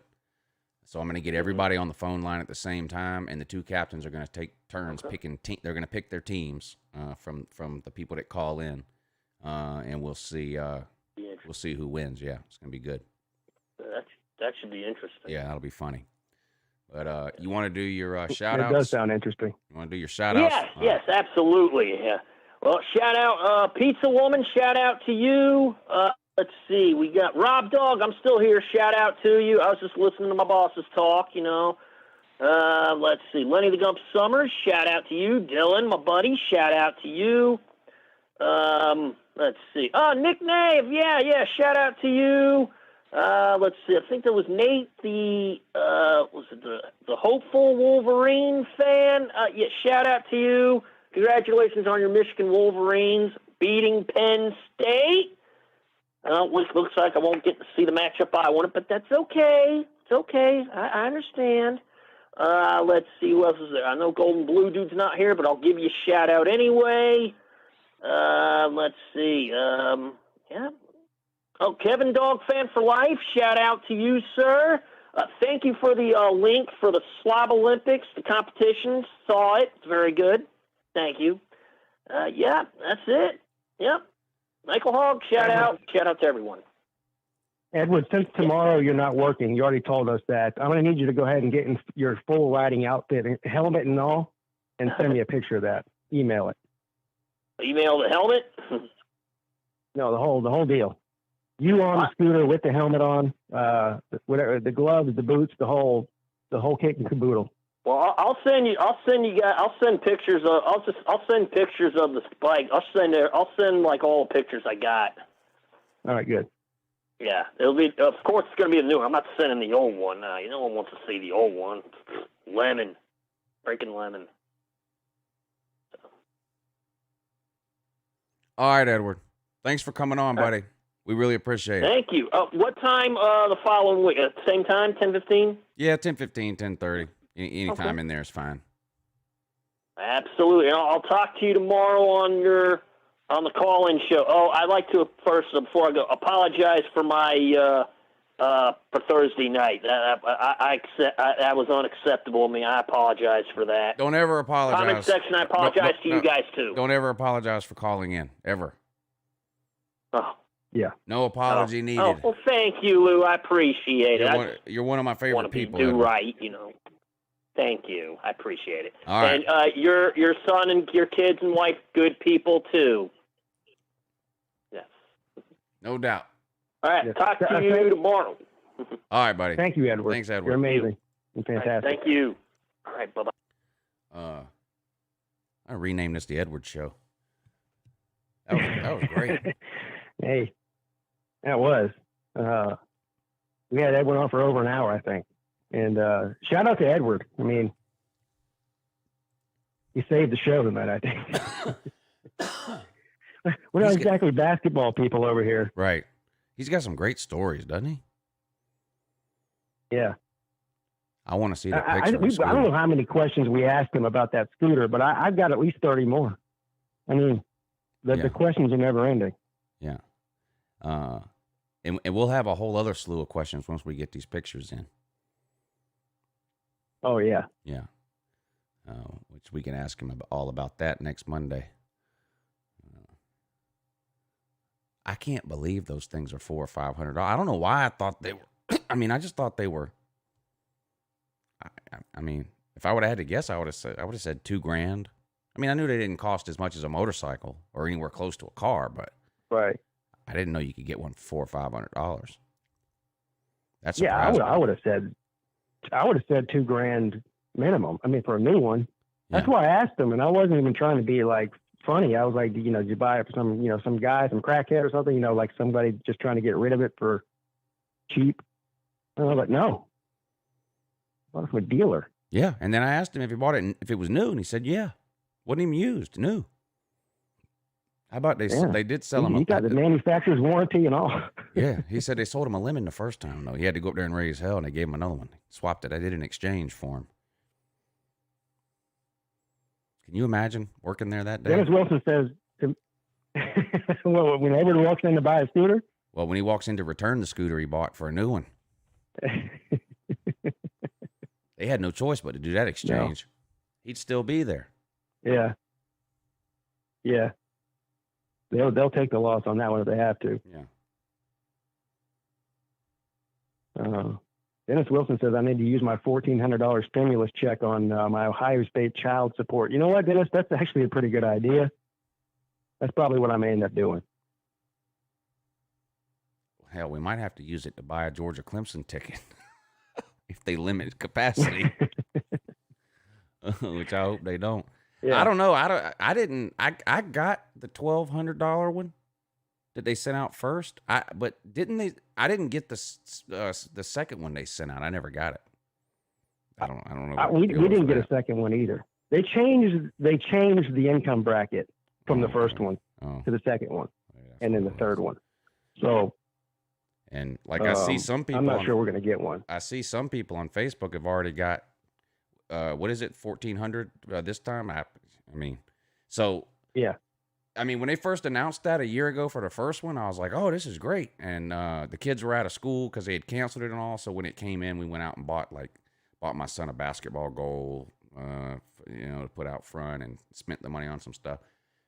But now I'm not even, if I get it, I get it. I'm not expecting it or counting on it because I didn't get the last one. I don't know what the deal is. And, so who knows? I don't know. If I get it, you know what I'll do? I know what I'll do. If I'll get it, I'll just buy more stonks. That's what I'll do. Yeah. There you go. I'll just buy more stonks. If you don't sell, you never lose any money. Did you know that? That's true. Yeah. I mean, that's true. Somebody tell me that. You don't sell. I mean, that thing could go down. That thing could go from $18 a share down to 1 cent, and as long as you don't sell it, you haven't lost. That's what they told me. You're right. You're not losing it. That's what somebody told me. Yeah. That makes me. I guess that makes me feel better. I don't know. They said instead of looking at, let's say the stock is $10 a share and you buy 10 shares, that's $100. Well, if it goes down to $5 a share, that's only $50. They said don't look at it that way. You still own 10 shares. You had 10 shares to start with. You still have 10 shares now. As long as you don't sell, you haven't lost anything. Yeah. Hey. I said, hey, you know what? That kind of stock market 101 right there. Yeah. I can get behind that. Yeah. Oh man. Anyway. Man, I wish I would have bought. It's always if you could see in the future, man. But imagine back in 2009 or wherever it was, whenever Netflix was still, shipping people DVDs instead of streaming. Yeah. Imagine if you'd have bought a bunch of stock at Netflix in 2009. Yeah. You'd be filthy rich right now.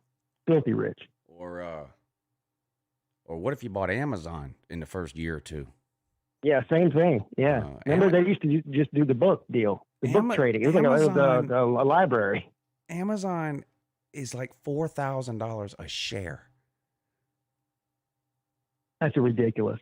Ridiculous. Apple is 120. Now that doesn't. I know that doesn't because Yeah. different companies issue different numbers of shares, so I know that doesn't necessarily mean anything. But $4,000 for one share, and I'm guesstimating it's in that range, the $3,000-$4,000 range. I don't know the exact amount, but it's just insane. And I don't know what it was when it first came out, but I'm sure it was. I don't know, $50 a share, $100 a share, whatever. But I mean, look at it now. It's insane. Sure. You remember the scene in Forrest Gump where he buys the Apple stock and that's how he got rich. Oh yeah. That's right. Yeah. Google's another one. It's just through the roof. Yeah. Google. So I don't know. Invested in some fruit company. Bitcoin, there's some crazy Bitcoin stories floating around too. This I think I told this one on the morning show, but there was I saw this kid, a video on YouTube. This kid, he's 22 or 23 years old. He's the youngest millionaire in Arizona. Every year for Christmas, his grandmother would give him $100 in Bitcoin. It became a joke. Like they'd be on the way to his grandma's house. The kid was 12, 13 years old, whatever. Oh, great. Head on to grandma's to get my Bitcoin, And every year, that's what he would get. And now the guy, I don't know how many, he's worth, I don't know what he's worth now. Tens of millions of dollars this kid's worth now. It's insane. That's insane. And there's a lot of stories like that. And a lot of it is like these nerdy tech type, hide in the basement trolley types that we make fun of all the time on here. They're the ones that saw this coming. Well, I remember when Bitcoin first became a public, we could buy stock in it, and people were running around going, "Oh, don't invest your money in it." Now, and I'm not talking about, I didn't talk to any expert investors or anything, but just in general, like on social media or whatever, people are like, "Don't invest in that; it's going to crash."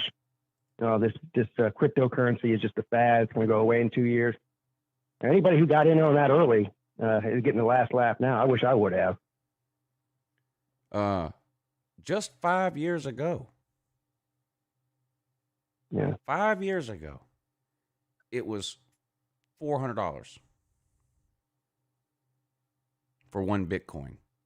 Right now, this second, it's $54,000 for one Bitcoin. And it's been as high as 60 in the last week. Yeah. That's insane. Yeah. If you bought how many? So okay, 50 grand. So if you bought 20 Bitcoins way back when it was $10, $12, and you just bought 50 of them, you're a millionaire. 50 Bitcoins. Now, here's the thing with Bitcoin. I don't understand it enough. I don't know. Okay, let's say I'm one of these nerdy trolley types, and I bought a bunch of this Bitcoin 10 years ago, and now I'm sitting on $5 million in Bitcoin. What can I do with it besides just sell it back into the market? Can I take it to the Ferrari dealer? No. Yeah. Maybe. Yeah, there are a lot of businesses that accept Bitcoin as payment. Oh, there is? Oh, okay. See, I didn't know that. I had yeah, no idea. Yeah. Hell, I mean, I think the website that we use for the for the gambling during the football season. I'm not going to say it because I don't know if I'm allowed to. You know what I'm talking about? Oh yeah. Yeah. So I'm pretty sure they accept Bitcoin as you can deposit Bitcoin in there and gamble with it. Oh, well, hell. Yeah. See, I really don't know anything about it. Yeah. The first transaction ever conducted with Bitcoin was like 12 years ago. A guy was trying to figure out, okay, we have this Bitcoin stuff. What can we do with it? And he went on a Bitcoin message board, basically, and said, I want 3 pizzas, and this is how much Bitcoin I have. And someone said, okay, send me that Bitcoin, and I'll order you the 3 pizzas and send them to your house. In today's value, the guy paid like $35 million for those 3 pizzas. For the pizzas. Yeah. That's wild. I mean, I could see. I mean, this is the way things have been going for a while, Lou. I mean, we're headed towards a completely paperless society, whether it's mail or paper money. I mean, it started a long time ago with credit cards. Now, I mean, hell, I don't even have any cash in my wallet half the time. I buy everything with a credit card. But I could see 20 years from now, the Bitcoin will be like just as popular as the dollar. I mean, you'll have a Bitcoin credit card. Yeah. Just like you have a Visa. Yeah. I don't know. Maybe I need to start getting it. Maybe I haven't bought any of it, but I don't know. Maybe I need to. Traveling Fools just said there's a new Visa-based Bitcoin credit card. See? Look at that. I see all these predictions like it's going to be $200,000 a coin by the end of this year and all this kind of stuff, and I'm just, wow. That's insane. But that's going up 4 times though. So that's like if a stock is $250 today, that's like saying it's going to be $10 at the end of the year. Like $200,000 is a lot, but if it's already $55,000, it only has to go up 4 times. I mean, these people that got into this Bitcoin early, I mean, they're going to rule the world in 20 years if that's really where we're headed. Yeah, no kidding. Yeah. Not just individual people, but I mean, imagine how much Bitcoin do you think the Chinese government owns? Oh, I mean, they must own it all. Don't they own everything else? Yeah. Yeah. Yeah, that's crazy. I don't know. Do you know this guy? Do you know who David Cho is? David Cho? David Cho, yeah. Oh, so he's famous for a lot of things, but he's a famous graffiti artist. He sells his graffiti art for like millions of dollars, right? But he's had a bunch of TV shows. He's a very interesting person. But anyway, he got rich when he was in his 20s, I believe. This is when Facebook first started up. And they hired him to come to the Facebook headquarters, the office, and do graffiti art, like when you walk into the building, like in the foyer or whatever. So Facebook was nothing. I mean, it was a startup company at this point. Oh. He goes in there, does his graffiti art. Yeah, and they paid him in stock. And they're like, they paid him in stock. Yeah, I have heard exactly. that story. And it ended up a couple of years later, he sold that stock for like $60 million or something. I didn't recognize the name, but I've heard that story before. He painted a mural inside their office or something on the wall, and they didn't have any money to pay him, so they gave him stock. Yeah. Yeah, so How we did- ended up see- getting like $60 million for painting that mural. See, stuff like that happens sometimes, you know? You think everything, Yeah. you're conditioned to think everything is a scam because 99% of it is, you know? Listen, there is a Nigerian prince somewhere that sent somebody some money one time. Probably. Yeah. But you know, now they're all scam. You know, how do you know? You never know. You know, that guy could have took that stock and it could, you know, we never could have heard of Facebook. They could have closed their doors the next day. You never know. But man, you take a chance. And Sometimes it pays off. It's crazy too. When they called him to do the work, they asked him, how much do you want? And he said some kind of crazy number, right? Like, I want $500,000. And this is a startup company. Mark Zuckerberg had no money really.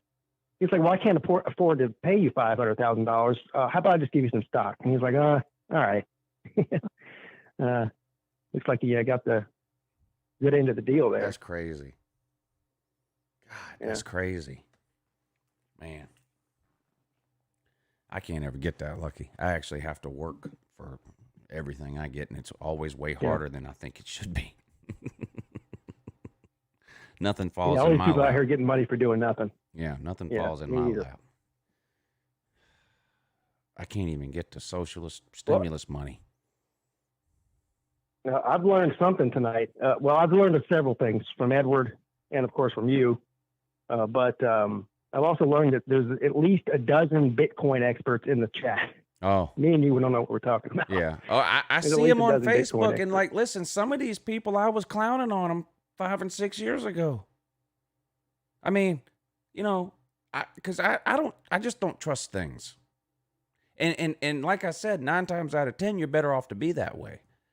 You know, but it turns out 5, 6, 7 years ago, I mean, you didn't have to sink a whole bunch of money in Bitcoin to be laughing all the way to the bank now. Yeah. You know, what did I say? 5 years ago, it was $500. If you'd have bought 4, if you just would have took $2,000, if you'd have took your tax return one year and just said, you know what, instead of buying whatever crap I normally buy with this, I'm buying 4 Bitcoins. Well, you'd be sitting on $200,000 just with 4 Bitcoins. Yeah. I mean, so sometimes that stuff pays off.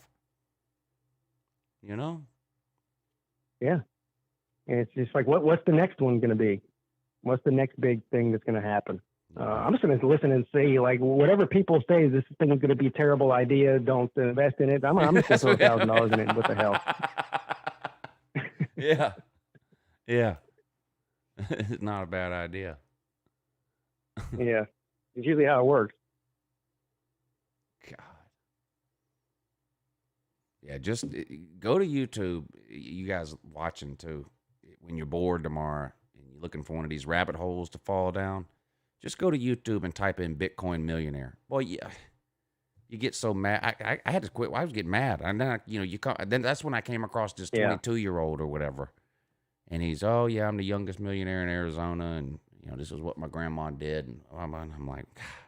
See, when I was a kid, I had a great grandmother who had a similar idea, but what I would get from her every Christmas was a bond. No, nickels.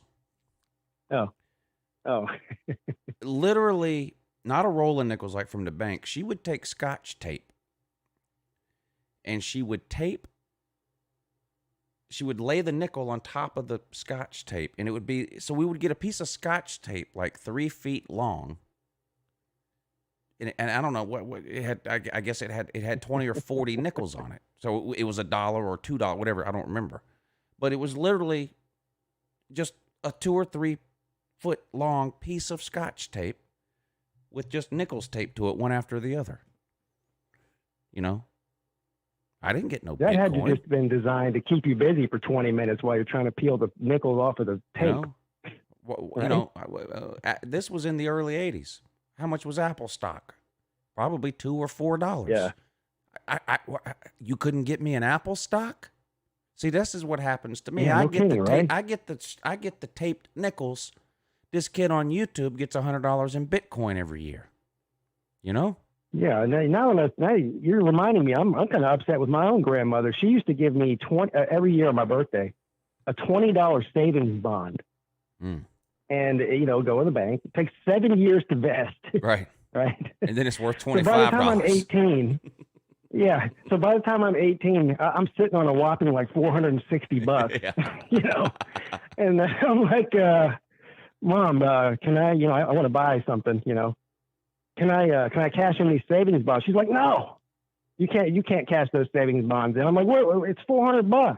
What are we going to do? Wait 50 years for this to vest into $1,000? No, sorry. No stock for me either. Yeah. That's funny. No, Amy, this is a show about nothing. This isn't a show about football. You can listen to this show for literally 30 seconds and tell it's a show about nothing. Yeah. Doesn't really need an explanation. Football show Tuesday night, Thursday night, 10 p.m. And any pointless, barely watchable video that I upload is a football video. But the Monday night show and the morning show, not football shows. Sorry for the confusion, Amy McVeigh.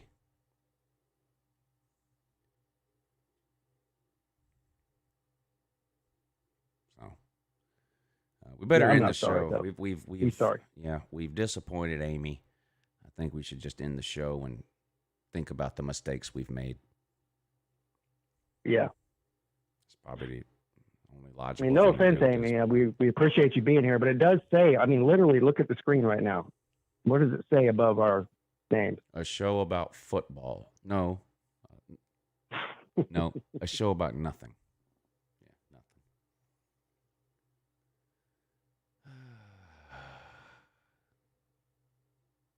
I'm going to go cry myself to sleep thinking about all the Bitcoin I don't have. And then, hey, Amy, tomorrow night, 10 p.m. Wait a minute, do I have the thing? I don't think I do. Of course I don't. Tomorrow night, 10 p.m., Amy, I do have a football show. Tomorrow night at 10 p.m. It's even a call-in show, too.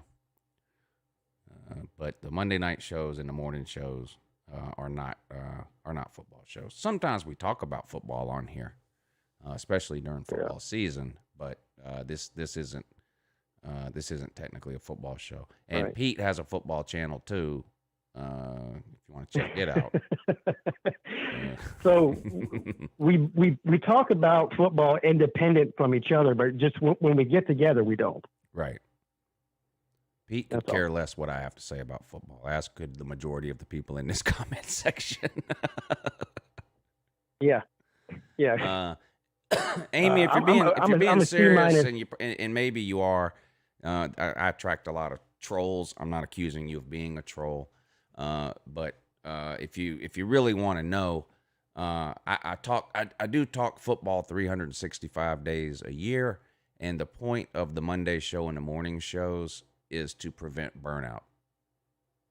Because I've been doing this a long time, and I found out pretty quick that I needed something else to keep from getting burned out. It is hard to talk about football 365 days a year, so that's kind of how this show and the morning show cropped up. But the Tuesday night show, year-round, 100% college football, and any video that I ever upload, so not a live show, but any video that I ever upload,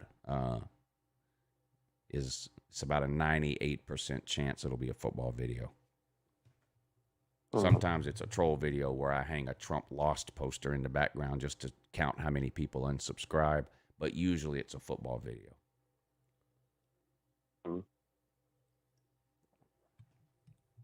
I do another show every Monday with Mark Rogers TV, college football coast to coast. For today, we talked about college football and college football only. So, Amy, you might want to check that out. David says, almost watchable. How do you have to win it all in NCAA tournament? Well, it's a point system. You get points for every game you get right. And whoever has the most points is the winner. If there's a tie, then we'll split the prize, whatever it ends up being. If it's, I haven't filled out. Oh, that's what I was going to ask. Okay, I haven't filled it out yet. So. Yeah, so the tiebreaker is guessing the score of the whatever, the final game. Yeah. So odds of a tie then are very, very slim. So that's how there will be a winner. Okay, Amy. Thanks, Amy. I appreciate that. All right, let's get out of here, Pete. Let's see. I'll be on for Tuesday night and Thursday night. Those are football shows, by the way, call-in shows. And then Pete, you'll be on Wednesday and Friday for the call-in show over on your channel. Yep, 10 p.m. Yeah, 10 p.m. for me too. And then I'll have the morning show tomorrow, Thursday and Friday morning at 8 a.m. Appreciate all of you tuning in. Big shout out to those of you who supported the show with the super chat. Definition 409, Dylan Deloney, Sergeant AR10, Exploring with Ben, Stephen Smith, and Dylan Deloney. And if you, everybody who sent a PayPal sent $5, so I know what it's for. So and I've got a list here of everybody that sent it in. So we'll get the list together. I'll mention this again tomorrow on the morning show. And you should mention it on your Wednesday show too, Pete. And if anybody, just let me know. Just let me know who sends something to you, and we'll get it together that way. I'll mention it on the morning show and the call-in show tomorrow. Good luck to everybody. Remember, you can enter the thing for free. You don't have to send the $5 to the PayPal. You're welcome to enter the bracket thing for free. So when it comes to picking a winner to pay out, it's going to be whoever had the highest score out of the people who are gambling on it. I think that makes sense, even though I didn't explain it very well. Yeah, look at it just like you're playing a game of poker and you put your chips in and you either win them all or you lose them all. Right. You're all in for $5. Yeah, that's what that is. Yeah. All you need is a chip and a chair. So, man, I watched the thing on YouTube yesterday about Phil Ivey, in which he's always been one of my favorites. But I didn't realize all these lawsuits and stuff he's got going on. You know about that?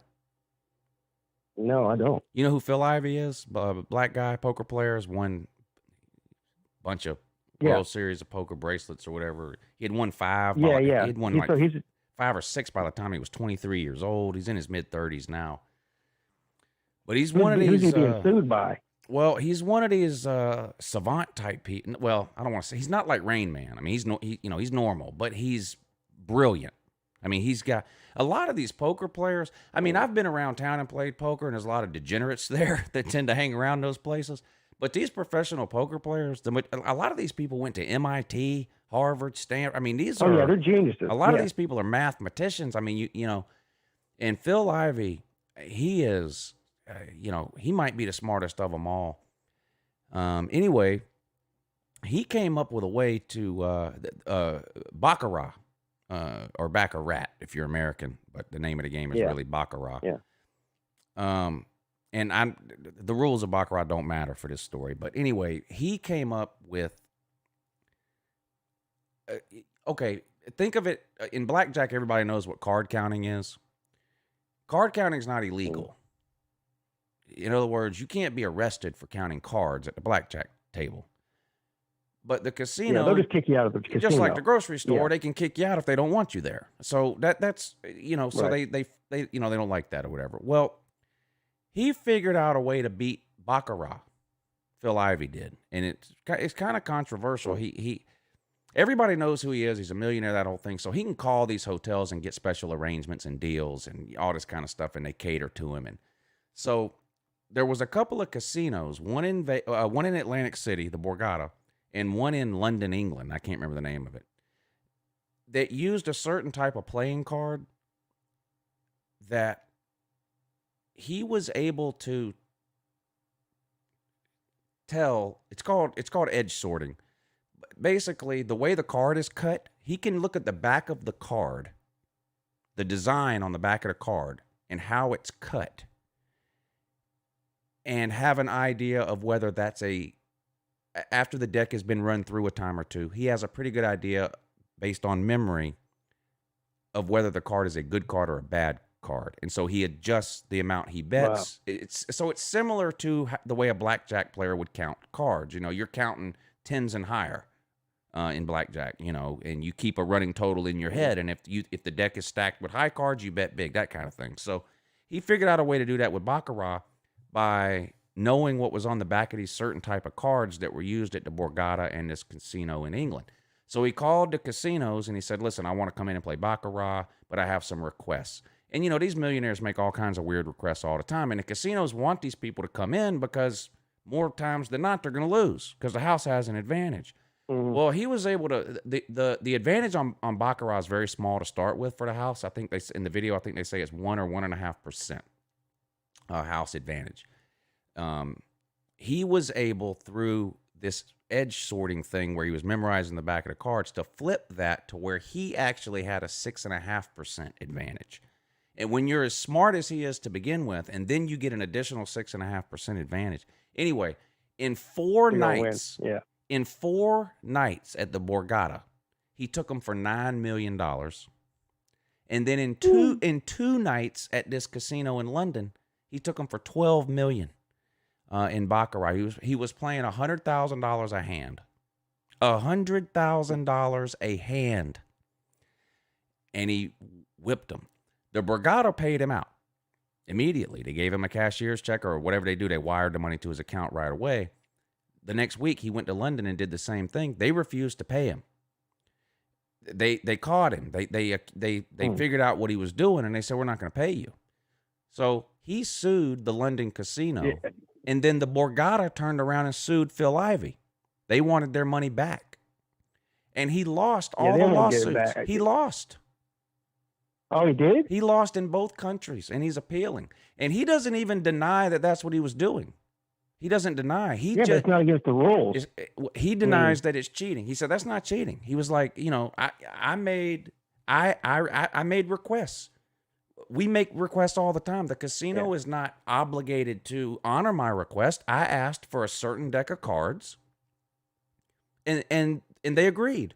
And he listed some other rules too that I don't know enough about baccarat or whatever to know why he was requesting what he was or whatever. But they agreed. And they said, we'll do that, but you have to bet $100,000 a hand. You have to do this, you have to do that. And he agreed to everything they told him. The casino agreed to everything he asked for. And then they found out he had memorized the backs of the cards or whatever and refused to pay. And the courts ruled in both countries in favor of the casino. Now, he's appealing in both countries, but that's crazy. I think this casino should pay out. It's not cheating. Yeah. He figured out a way. He outsmarted them. Right. He outsmarted them. I mean, that's not cheating. I mean, but well, yeah. I don't think it's cheating at all. If you're interested in poker or gambling in general, or you're a Phil Ivey fan like I am, look up on YouTube Phil Ivey lawsuit. There's a bunch of videos. Most of the ones I watched are only 10 to 12 minutes long, and in 10 or 12 minutes they do a great job of explaining the whole thing from how it started to the lawsuits to the whole. They'll explain it better than I did, but that was crazy. He took so in a total of 6 nights, 4 in Atlantic City, 2 in London, he won $20 million playing baccarat. Wow. 8 or 9 million in Atlantic City and 12 million in London. And like there was other things too. Like he wanted permission to have. He wanted an Asian dealer. And I guess baccarat's an Asian game. I don't know. He wanted an Asian dealer. Yeah.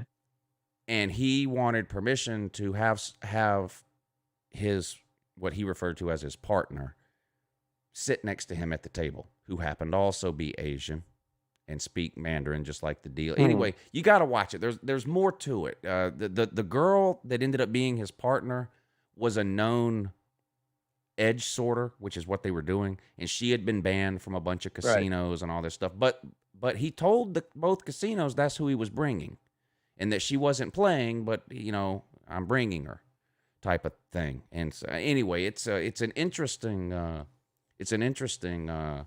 story. But even if I think they should pay the guy, the casinos print money. I mean, they make money hand over fist. So I mean. I know that's a lot of money even for a casino, but listen, they ain't never tore a casino down to build a smaller one, ever. No. Ever. Well, no, nobody ever feels so. Like there's a whole thing. If you go on Netflix or Hulu, it's a series about all these people that cheated casinos over the years. The guys that figured out how to build a contraption to win the slot machine. Yeah, now that's cheating, clearly. Yeah. But there's a bunch of them. There's guys that counted cards. Like there's a bunch.